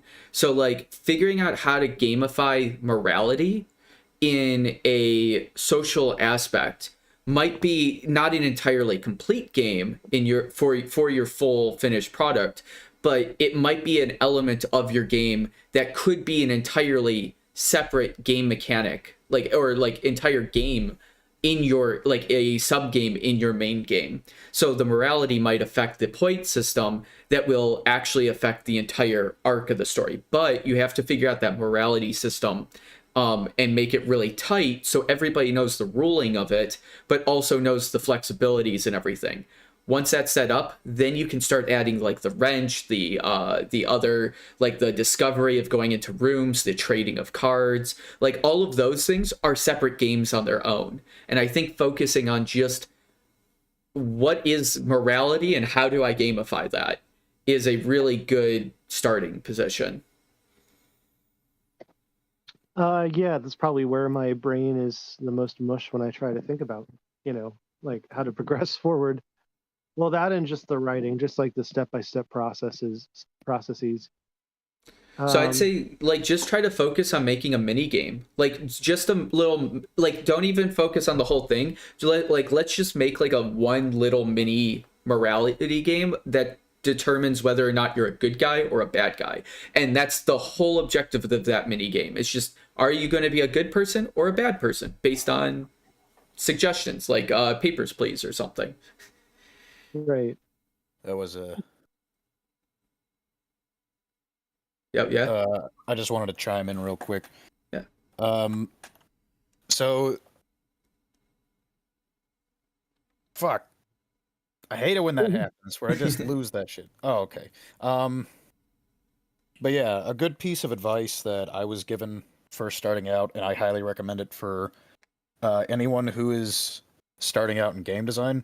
If you have an idea for a game and you're having trouble keeping it all together, try to strip the game down to its most bare essentials, like whatever those may be, because that'll help you better visualize what the game needs to function, and then you can better and more easily add on to it. Because right now there's a lot of really interesting and cool ideas going on, but it almost seems like you're stressing yourself out a lot trying to keep them all together. Like there's a lot of really cool things going on, and I'd like to see it all come together, but don't like stress yourself out too much trying to like make it all work at once, Right. Yeah. So one of the elements that I'm seeing right now is like essentially you're trying to like balance like in just the two elements of here is like you have this really interesting Venn diagram system that you're building, but then you also have this like morality system you want the players to play as. But when you're building both of those at the same time without making one work or the other one work, you end up trying to integrate them while they're both still broken. And that's kind of like two people trying to put together like a car, and one person's working on the wheels and the other person's working on the engine, and they don't know how either of the other person things work, and they don't work at the moment. So the wheel people are like, I don't even know what it like. Do I need to make an axle? How do I make an axle for your engine? And the engine people are like, how do the wheels work? I don't understand how. Yes, people are like, how do wheels work? But like, do I need a bigger engine for big heavy wheels, or are these going to be small fast wheels for a NASCAR? Like, once you understand where your wheels and like your engine are going to be, I think it's going to help you like fly through this. Yeah, I mean, my big picture definitely is like how I want the game to feel like. I want it to feel like it's a dynamic choose your own adventure kind of novel, with a much more simple goal of with a fairly simple goal of you know, either being the villain and getting away with murder, or finding the villain.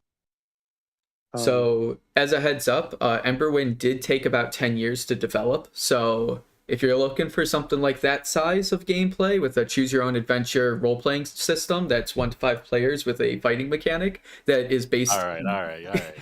roughly on Play on the Steam Deck. I get it. It's a choose your own meaning adventure. Let's put it that way, like a very small shooter adventure. Yeah, but what I'm just saying is that like like Emberwind is a very small indie adventure game. It is it's like 4 or 5 books now, but it started as just 1 book, and that's what we released it as. But getting that 1 book set up was incredibly time consuming. It just took so much, but it was also not with much direction. I came on at probably the last half of that project, last third of it, to actually get it to be polished. It was sitting in development for so long. But yeah, it's very interesting because it's like, you just have a lot of cool ideas that need to just, I think you need to just focus on one of the ideas and get that to work, and then start like seeing how that merges with other ideas. Because if you ask me to like, oh, hey, Alex, make a game with Go Fish, Uno, and Clue. And I can do that. I can do that very easily because I know all 3 of those mechanics, and I know how to integrate them.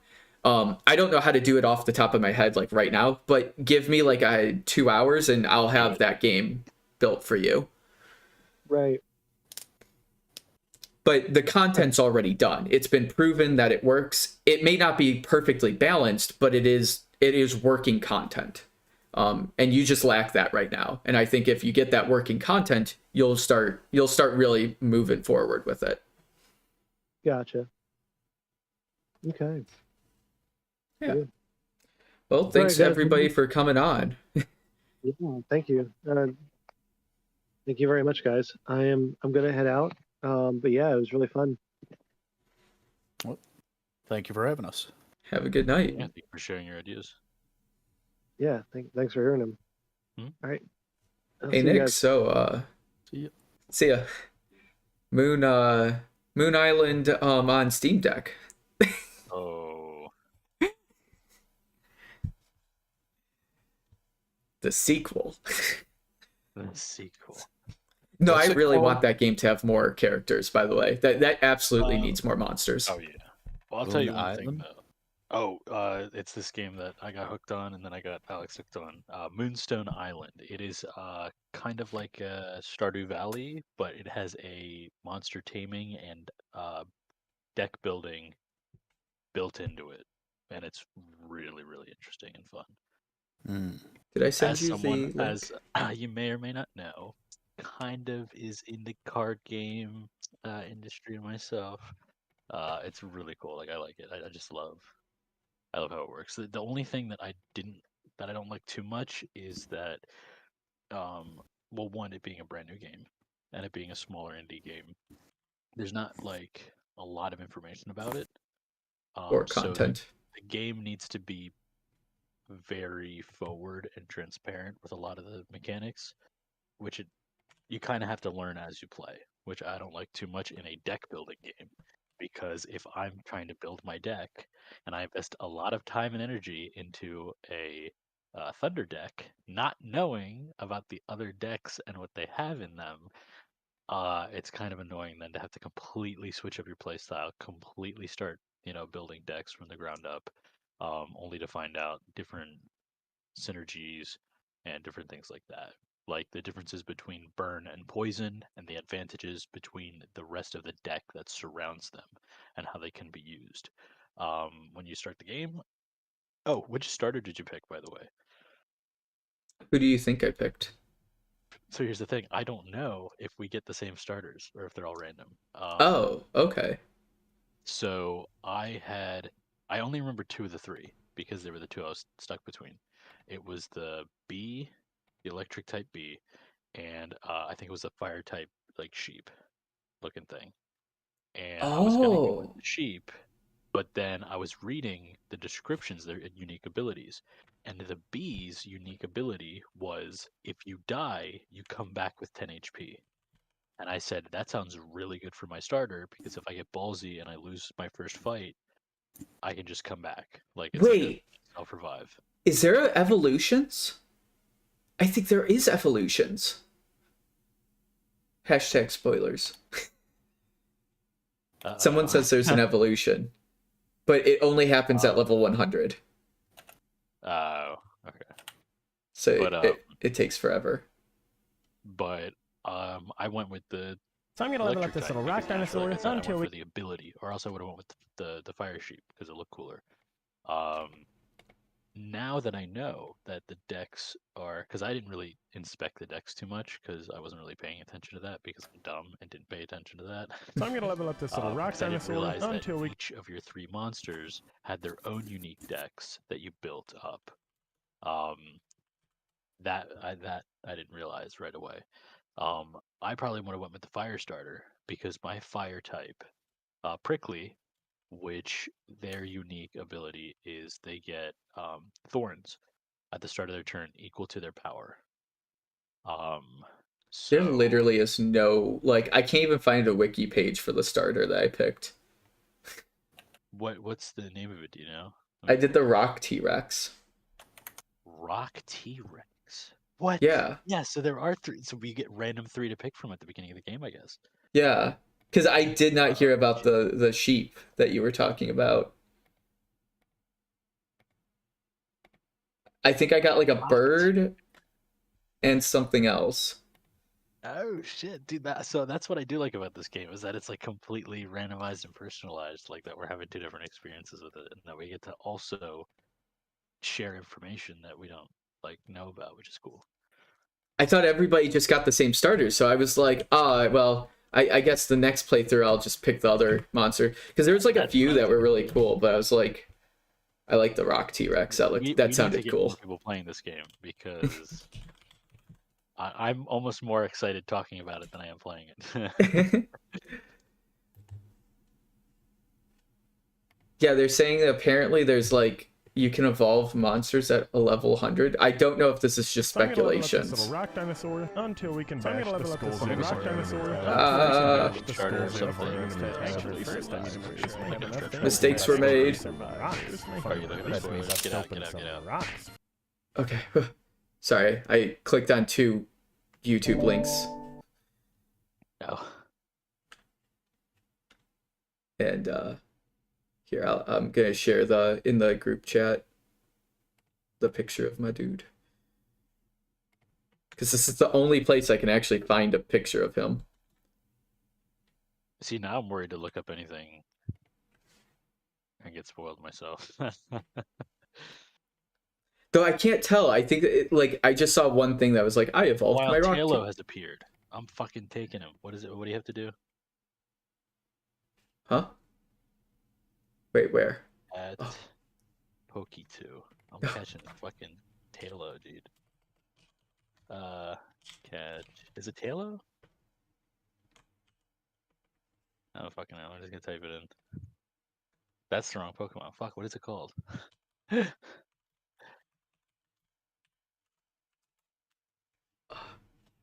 No. I looked up the wrong. How do you spell it? I know how to say it. I don't want to say it because you're gonna... what the fuck is this?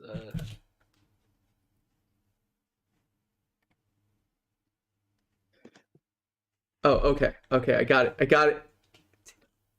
Yes, it is Taylor. I just spelled it wrong. Damn, that's a level 41? What the fuck? Why is it a level 41 first evolution? Oh, wait. Can I still do it, though? Nah, you gotta spell it right. Damn. Because that's how I spelled it, too. You can look up and see I spelled it wrong, too, the first time. That's cold. I didn't know that was just a one-time thing. It's funny because you posted something. Yeah. And then that popped up, and I clicked on it because I thought that was your post, but it was a Pokemon that just appeared. I was like, that's the wrong thing. Where'd you put it? It's in the lounge. In the chat. Oh, that's interesting. Let me go in game and just take a screenshot that I can send you. If I don't get wiped, I might get wiped here. Oh, I can just flee. Never mind. I'm done. Because I forgot that I have an ability now where I can just. Did you get a sheep? A sheep was one of the options. Maybe the rock thing that you have. Maybe that was the third starter because I don't remember what the third one was. Okay, because that's what. It was a bee, a sheep, and then I guess whatever the third one was. Yeah, I think it was. Because I have both the bee and the sheep now. I have yet to see a wild rock dude, though. Yes, that is it. Yes, those are the three. What type is yours? Ground or earth or Earth? Yeah. It might just be a rare earth type if you hatch them from eggs, or if you go to a higher level, basic island that spawns those types, they might appear there. Yeah, I just haven't seen it because I was like, I'm in Earth areas. Like, that's where you start Also, is with Earth monsters. The psychic type Beardini, which is a weird name thing. It's like a bunny with a Santa beard. Its ability is insane. When its armor is reduced to 0, it automatically implies 1 intangible to itself. Intangible is a skill that makes you receive 1 damage, no matter what the attack is. So when your shield breaks, it automatically gains intangible so that they can't deal that double damage to you. The poison types, if you haven't messed with those guys yet, are insane. Like, as long as you're not fighting fire, everybody else gets destroyed by poison. Because poison, all you have to do is spec into health and armor, and you are untouchable. Because you basically just apply stacks. Yeah, you can apply as many stacks. So like you'll start with like 1 or 2, but by the end of the thing, you're doing like 23 up to like 50 damage per turn. Yeah. And they can't even do anything about it. It's the most annoying thing to fight, though. Like, if you're fighting poison, it's like so infuriating because you're like, I just want to catch you fuckers. And then they like apply 30 fucking poison on all of your guys. And you're like, it 2 turns and everybody's dead. I have no way to counter this. That's the flip with fire. So I have fire on my team instead of poison. Fire has burn that you can inflict. You get higher stacks of burn, so it's not like applying 3 poison every turn. You can do like 30 burn in a single turn. But it halves itself every turn instead of goes down by 1. Yeah, poison will stay until the end of the... Poison just ticks down 1 every turn. So if you have 50, then it'll be 49 damage, then 48 damage, and if you apply more, then it just stays there with it is. Poison is a slow burn, but it's really effective. Burn is nice because if you're lucky with your stacks, I also have Fan the Flames, which will double all of enemies' burn. So I just put 1 or 2 stacks of burn on that. Hope I get Fan the Flames. They'll be at 100 burn within like 2 turns, and then boom, I'm popping them. So I like the heavy damage dealing that the flame has. Plus, like I said, the monster I have is a cactus, and its unique is that it gains thorns. And I have not seen thorns in the game yet, in any type. Thorn is my favorite build. That's with the poison earth, like poison types is thorns. Poison has they have thorns? Yeah. Those guys. I might be switching from fire to burn because that's one of my favorite things to build is to just go tank thorn build and then just aggro and then just have them kill themselves on their turns because thorns penetrates shield. Yeah. Just like other status effects. Yeah, Damn, I didn't know that. I'm gonna have to start building up. But see, that's another thing I don't like is not knowing what the other decks are without investing hours into them. Have you done any of the boss fights yet? Like the temples? Yeah. No, I went to do the spring temple. I put the 2 items on the pedestal, got in, fought the monster there, put the next 2 items on the pedestal, and then watered the vine, but it didn't grow. You have to keep going back and watering it. Yeah, so then I just forgot about it. I never went there. Then I opened the summer temple, and was way under leveled for it and forgot about it. Did you find the glitch island yet? No, I don't know I about discovered this. it last night and it scared the shit out of me because it looks like some fucking Lavender Town shit. And it was really creepy. I saved my game, went to inspect it, and nothing happened. But I had pedestals, so I think it might be another type of temple, or it might be some like end game shit where like if you talk to Cleo, if you can find her, she will tell you about like the calamity and all that stuff, and the magic man or the mystery man, whatever his name is. Um, I think once you get all the shards, then he will probably take you there, and then that might be endgame because that's either the thing we're trying to close or that's something we're trying to open. I don't know, but it scared the shit out of me when I saw it. I am low key gay for the Magic Man though. Like that boy, he'll take me home. Yes, he'll take me to his bed and protect he has you. saved me a few times.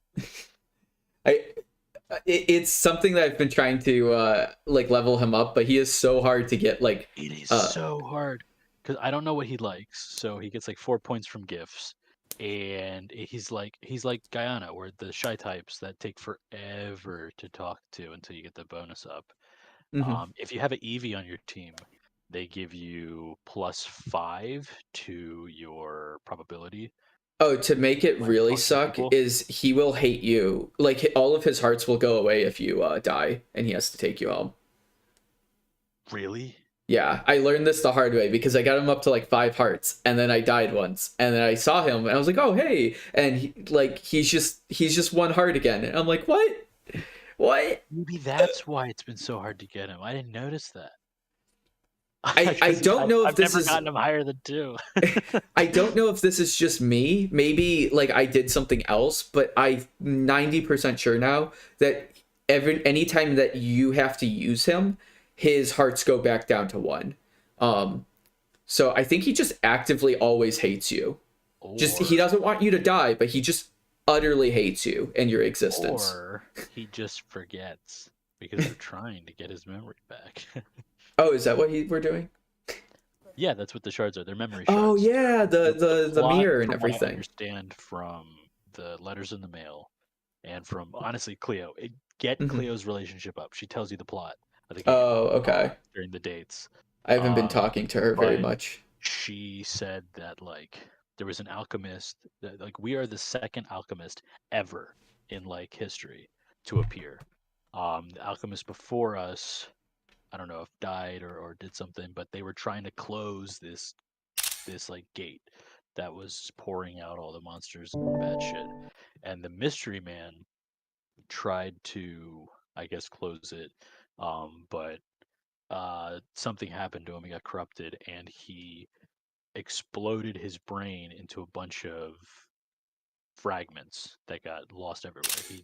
We don't know what compelled him to like try to hide his memories or destroy his memories or whatever he saw.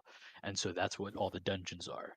When you complete a dungeon, you get a shard, a memory shard, and you bring it to him, and that's what that mirror next to him is.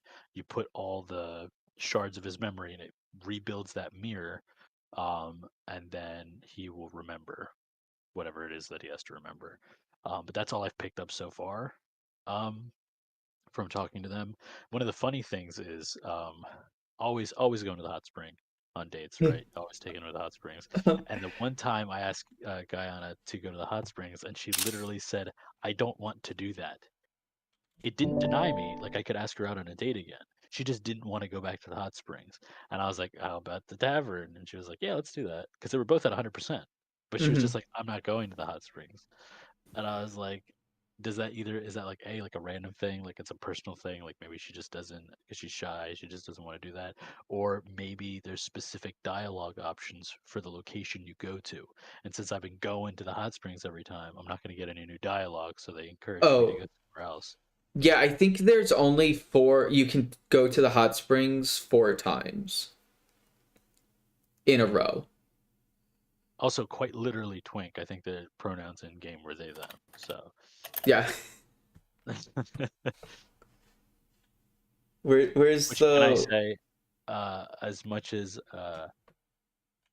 the a liberal agenda and wokeism.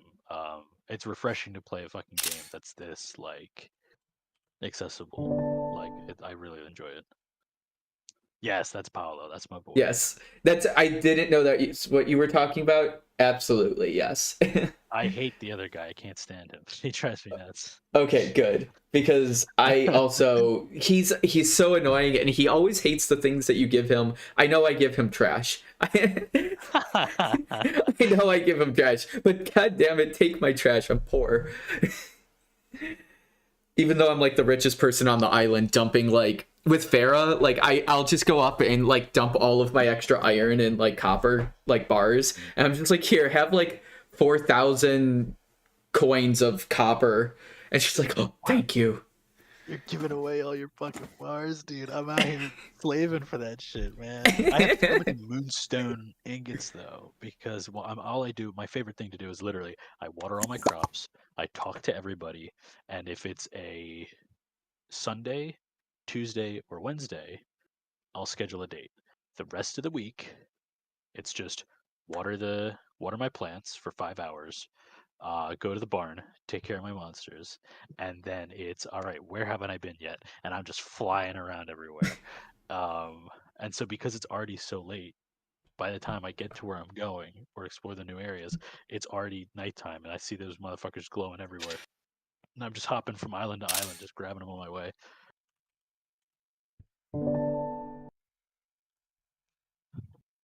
My breakdown of all the characters.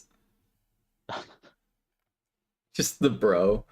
Like he's like the bro who's too cool for you, but you're also really dumb. Like I think he's really dumb, isn't he?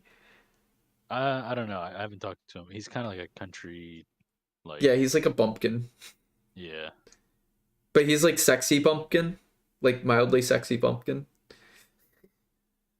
Mildly sexy pumpkin. The title of my autobiography. My autobiography, a mildly sexy pumpkin. Yeah, Cleo's fun. I feel like Cleo's too. No, not her. Who's the one who's the barkeep? Osono? Yeah, Osono. She's like mom energy. She's like gotta work hard and everybody's gonna do great and you're awesome, and you're like, thanks, mom.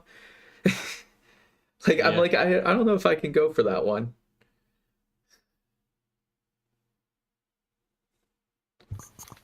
Or am I? Somebody mentioned MILF. No, that's Ophelia. Back. Oh, okay. I'd like Tophelia. Well, I was in the hot tubs with Gianna, Ophelia, and the Twink. Ophelia hangs out with the Twink a lot. Yeah. They're always next to each other, and I find that funny because it's like a fucking dom-sub relationship. Well, Ophelia is also like really good friends with Gianna. Like they work together. Yeah. But like I don't know, are they like are they like sisters or something? Like I don't know what their relationship is. I don't know either. Because like they're of different ethnicities, so I don't think they're related. Yeah. Because Ophelia is always like, "Hey, you hanging out with Gianna this weekend?" And you're like, I think it's more of like a sister in the sense of like friend sister, like a sister friend. Yeah, like she's just looking out for her kind of a thing. Because I feel like nobody likes Farah though. Guyana has no family. Either they died or they were disowned. But yeah. I remember in conversations like they don't have family or they don't have a good relationship with their family. So I think Ophelia is like her family. Yeah. But I know all of these characters have way more depth than I give them. I'm just like, give me pixels on a screen. Yeah, I'm always like, just give me the things. I want to see if the dating gives me perks or something. I'm like, give me free shit. It's been making me perks, all right, that's for sure. I have walked. Have you gotten the dating band? I crafted it. I have not used it yet because I'm very torn. I don't know who I want to romance. Because the grass one undoes that. Yes, but also there was in one of the dates with Guyana, she was literally like, I don't want to open up to anybody because I don't want to be hurt again. And that line alone made me not want to romance them because if I could never undo that because I would feel terrible. When she friend zoned herself. Literally, I'm like, that's a lot to bear on somebody who's this is my first playthrough and I'm just trying to fuck everybody to figure out who's playthrough. Like, I'll commit in the next playthrough, but right now I'm a whore. I gotta know what everybody's got to offer. That's great.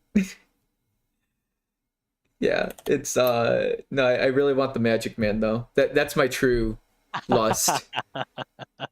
The Magic Man. I want to be his I want to be his little bitch, and he can use me for all of his experiences his experiments. Oh, by the way, there's like an achievement for having like 10 like energy at one point, and I was like, what is that? Do you get upgrades on your energy? Do you no, it's psychics. Psychic cards are interesting. So one of them just gives you it's a 0 cost and gives you 1 free energy. So if you just have like a few of those, you can just get a bunch of free energy and just run an expensive hand. And then there's Enlighten, which I have Enlighten Plus. Enlighten doubles your current energy. Enlighten Plus triples your current energy. Now it calculates. How do you get enlightened? After it is spent. So if I'm at 3 now, it costs 1. So it's going to triple the 2, not the 3. It's a psychic card. I haven't played with the psychic guys yet. Psychic is very interesting, my friend. It's definitely worth crafting the potion if you can afford it. It'll tell you the location of the psychic storm. Head straight to. I think psychic storms only happen at 8 o'clock at night. So I would save the comment. Save your game, drink the potion. If it's close to you, go to it. If it's not, reload your save and wait till tomorrow, because you want a lot of time on that island. Essentially, what happens is a bunch of psychic types will appear on that island. Not only can you catch them, but also battling them, they will drop eggs, which is how not only did I get mine, but how I got the shiny that I have. Do you have the barn yet? I have the barn.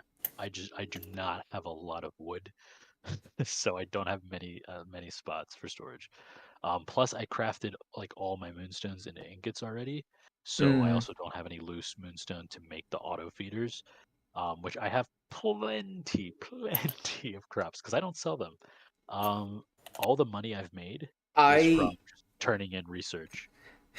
Yeah, I hate the micromanagement of feeding your dudes, because I didn't know that they just disappeared after a while. I kept taming them and I'm like, oh cool, I got a new one, and they come back and they're like, gone because I'll be out for 2 days. And there's a warning screen that popped up because one night I guess I just forgot to do it, and it popped up a warning saying, hey, some of your monsters haven't been fed in a while. And I was like, oh shit.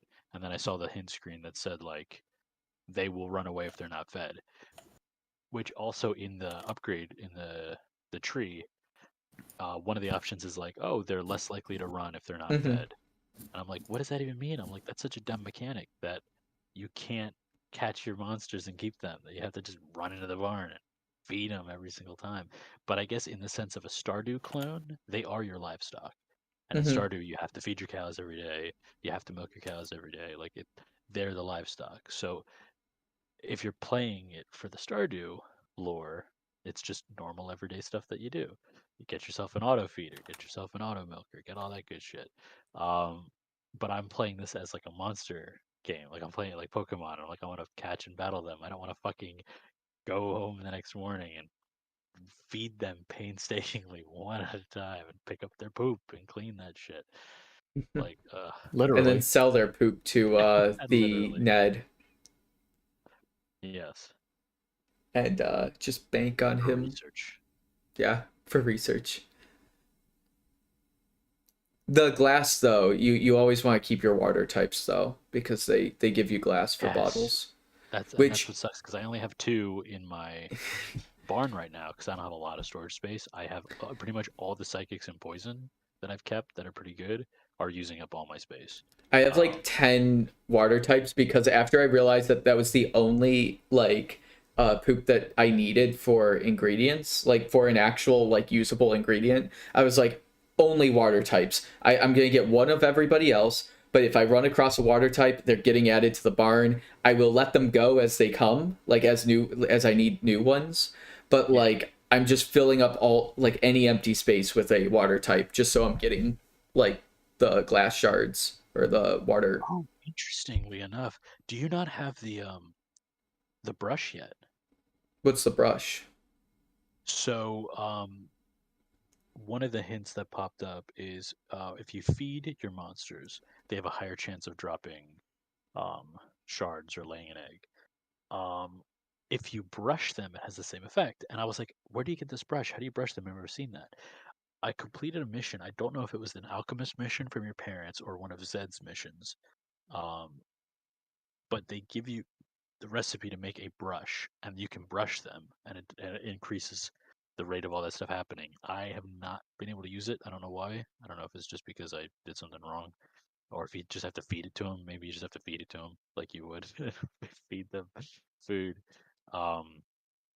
Yes, let me check and see what the reward, where I got that from. It might be from Zed's mission from defeating a dark type, which are, the level 60 monsters that I just like to hang out and sequence break shit. So I'm down there all the time trying to get free experience and loot. Because you get 300 gold if you wipe a party of 3. So it's a good way to make money. You're getting like 1,000 experience per. So if you can clear them, it's rewarding. But I'm just trying to get those eggs. So I'm out there trying to get these dark type eggs. I just have my flags, an abundance of flags, and I'm always like just taming monsters now. I'm like, you're mine, you're mine. I'm not even fighting you, because you get the same XP for taming them. I like that. And then you could just let them go. You don't even have to fight them. So you could do an entirely pacifist run, other than the boss fights. Yeah, because you can't tame bosses. You know it's dumb. If you try to tame a boss, it'll still consume the item and then say you can't tame bosses. I think and they tell you that you can't not consume the item. That would be nice. Yeah, it consumes the item and then also takes up that energy, and you're like, because I did that by accident. I did the wrong monster, and it was like you can't tame this, and I was like, I know, and I was like, ah, shit, use my stuff. Also, after you do the dark type mission for Zed, you get spirit research, extra credit, discover all spirits. I'm like, well, that went from 1 to 100. You have to after you defeat one specific type of monster, your next objective is to complete the dex. Nothing in between. I think there's only like 60 or 70 monsters, but yeah, that's quite a few. And what's interesting too is there's different milestones for encountering them, fighting them, and taming them. And you have to do it multiple times for each one. Yeah. And I'm like, that implies like for instance, here we go. It's 50 times seen, 25 times beaten, and 7 times caught for every monster. That's a lot. Yeah, this game's a little padded. Not gonna lie. It's a great game just to play casually and just like kind of mind like drone on, and then like sometimes ping in for like the story bits, but ultimately you can play the it is very grindy at times, but I honestly the start game is actually really fast. It's like mid to late game that starts getting really grindy, and I don't even think I'm late game. I think I'm like in the middle. Like I think I'm a solid middle. I mean, one of the objections is spend a year away from home. So I don't think that's end game. I think that's just like the like beginning of the end game, where it's like, okay, you've did all this. By now, you should be good to do real stuff. Now go out there and do real stuff. I think it might also be like it might be phase heavy, where it's like, okay, the first year is just farming baby monster stuff like that. Just play it like Stardew, and then you'll have quests to catch monsters and quests to tame monsters, and then certain things like that. But then I'm assuming by at the end of year one, by the time you have a greenhouse and by the time you have all the different seeds and you have all the different stuff, then it'll flip over to heavy. Okay, get out there and explore, complete all the dungeons. Like Monster Hunter World, where like the first section is actually fairly obtainable. Like you go through all the maps, but you finish, you even have the big mega boss fight, but then they're like, hey, you get to start from scratch again. But not really scratch, you feel like you're starting from scratch, but you just have armor. And Monster Hunter World's like, have fun. All like the monsters are level 100. Huh? Like a soft core New Game Plus. Yeah. Oh, also, there is a setting in the gameplay setting for always sprint. Yeah. Just make sure that's on. Well, on the Steam Deck, I hotkeyed that as a double tap. So whenever I double tap the sprint button, it'll make me sprint. You can do that on the Steam Deck, dude. Yeah. Yeah, you can do any button on the Steam Deck, or any controller device. Basically anything that connects to the Steam Deck, you can customize the key mapping for, and also customize macros for them. And you can also customize keys on the Steam Deck to toggle different sets of macros for different places. So like if you're in a menu, it'll detect that you're in a menu, and it'll have a different set of actions that you can do. So like some games are really annoying because when you go into a menu, you have to use a mouse to click, and you can't use a joystick. So you can actually toggle it. So whenever you're in the menu, it'll switch over to a mouse setting, and you can just use the joystick as a mouse. But then when you go back into game, it'll switch it back to game mode, and you can use the joystick as like the navigation, like the directional thing. Are you getting paid for this? I hope you're getting paid for this. Not yet. Oh god, I want to do that so bad. I mean, if I do get an OLED, how much would you pay for a the? Because I have the, huh? What model do you have currently? The top one, the matte screen. So like the terabyte hard drive. Oh, it's a tera. It's not even half. Yeah, I think it's the terabyte one. That was what, $650?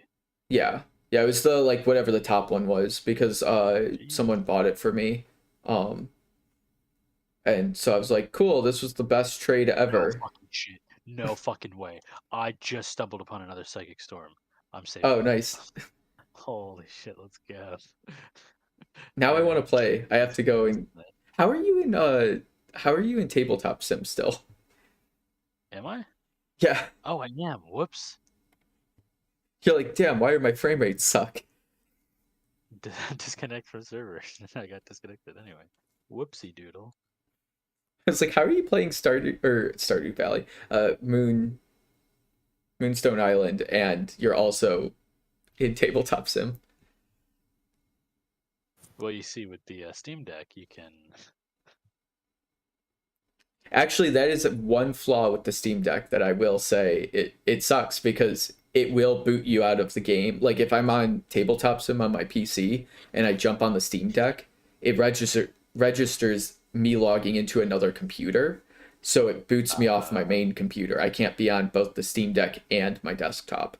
But it does seamlessly let me jump between them. It's very minor annoyance to, like, I just can't be running a game on my Steam Deck and on my PC while online with either one of them. I can turn off the I can go airplane mode and then do that, but yeah, it just doesn't let you play Steam Deck while also on your PC. But it will seamlessly update the save file, so I can be on my Steam Deck, save, exit out of Steam Deck, and then I don't even have to exit out. I just do the sleep mode, and then I jump on my PC, and it'll just have the save file already updated to the cloud. Oh, that's interesting. Yeah. So it's like this. It's kind of like watching Netflix on your phone and then jumping over to the TV. Yeah. Yeah. Which is how I've been able to play Moonstone Island from my PC to my Steam Deck. Sorry, Stu. Every time he says Steam Deck. Yeah. No, you're good. I thought you were going to say something. I was just waiting around until I was needed, or if I was not needed, then I was gonna skedaddle. Okay. So I'm going to talk to Nick for the next 2 hours, and then I'm going to eat you. I'm joking. Speaking of which, I do. I don't know what you need to do for, like, what you need to get in aligned, but just let me know as soon as you can. If you can get your passport stuff set up, and I'll confirm all the hotel stuff. Okay. And just let me know, like, a budget to aim for. I'm expecting $150 a night for the hotel, but it could be cheaper. That would be the high end budget I'm going to aim for. Okay. I'll ask my dad this week if he can help me, because he's good with that stuff, and I'm really bad with that stuff. No, me too. Don't worry. So I'll see how long it'll take me to get a new passport. Yeah. It shouldn't take too long, I would imagine. Depends. It took me a year to get mine.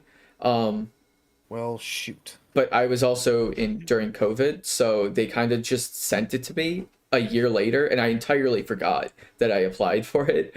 And they were like, "Oh yeah, you got your passport renewed. Here you go." And I got this huge package in the mail, and I'm like, what the fuck is this? Why is the government sending me this huge package? And I thought it was like the IRS or something. I'm like, oh no, my taxes.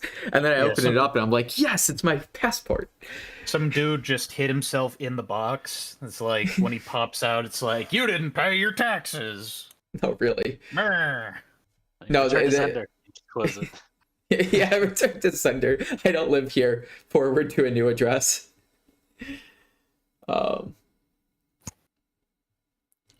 But yeah, it's that was my experience. I also paid for like the cheapest, slowest version. But if you go for the passport ID, I think it moves a little bit faster. I think it's like the same time. I think it's like at most a month to turn around. But your dad might actually know how to read instructions, unlike me, and probably get it done way faster. So. Well, so I want to ask a touchy subject. Do I need, like, updated COVID info or whatever? Because last time I had to do that, it was admittedly kind of a hassle. No, but they might make us wear masks. I know they did that last year. That's fine.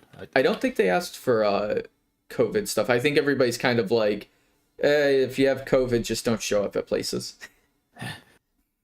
No, yeah, I'm fine. I saw they said that the masks weren't required, but were heavily encouraged. I'm fine with wearing a mask. That doesn't bother me. Yeah. If it helps people to not feel as scared, I'm fine with doing it. I don't want people to be worried about that stuff. So yeah, I'm good with that.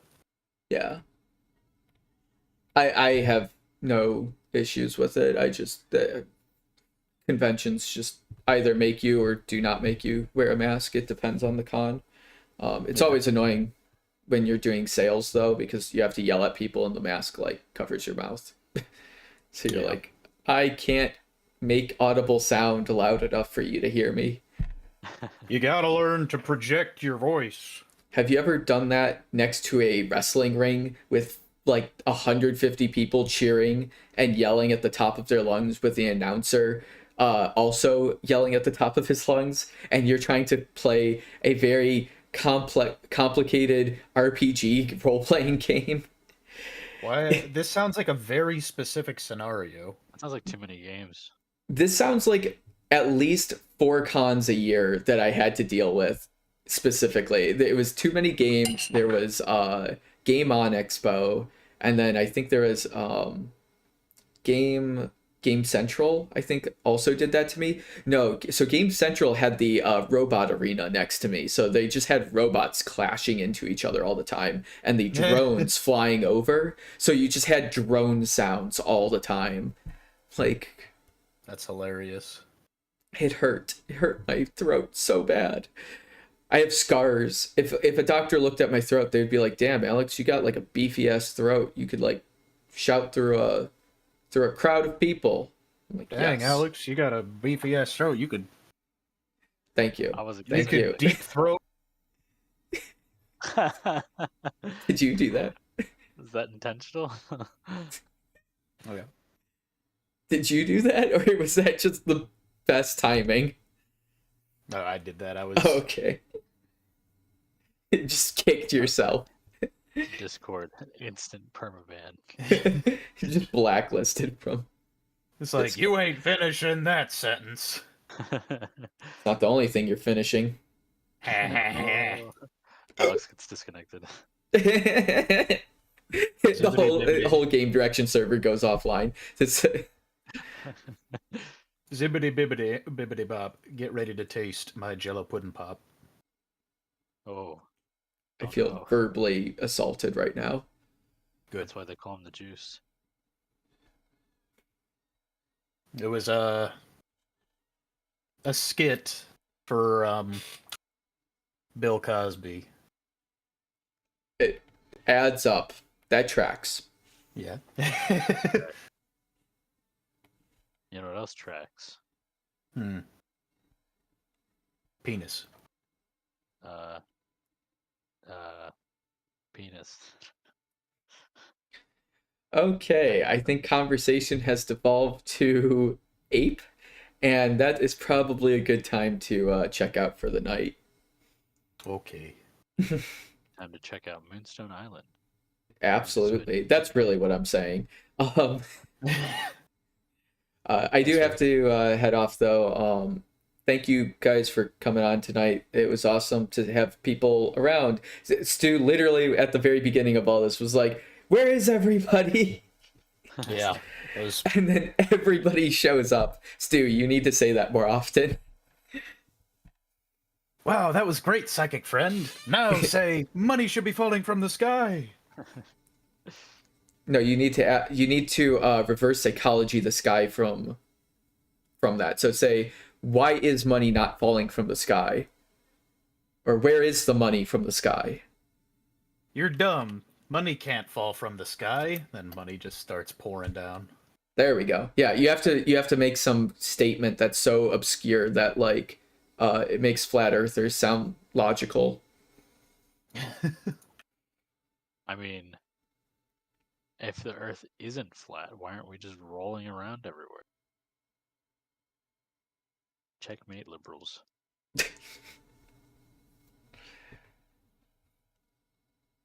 And with that, I will say adieu, a good night, and I'll see you at next week. Okay. All right. I'll see you.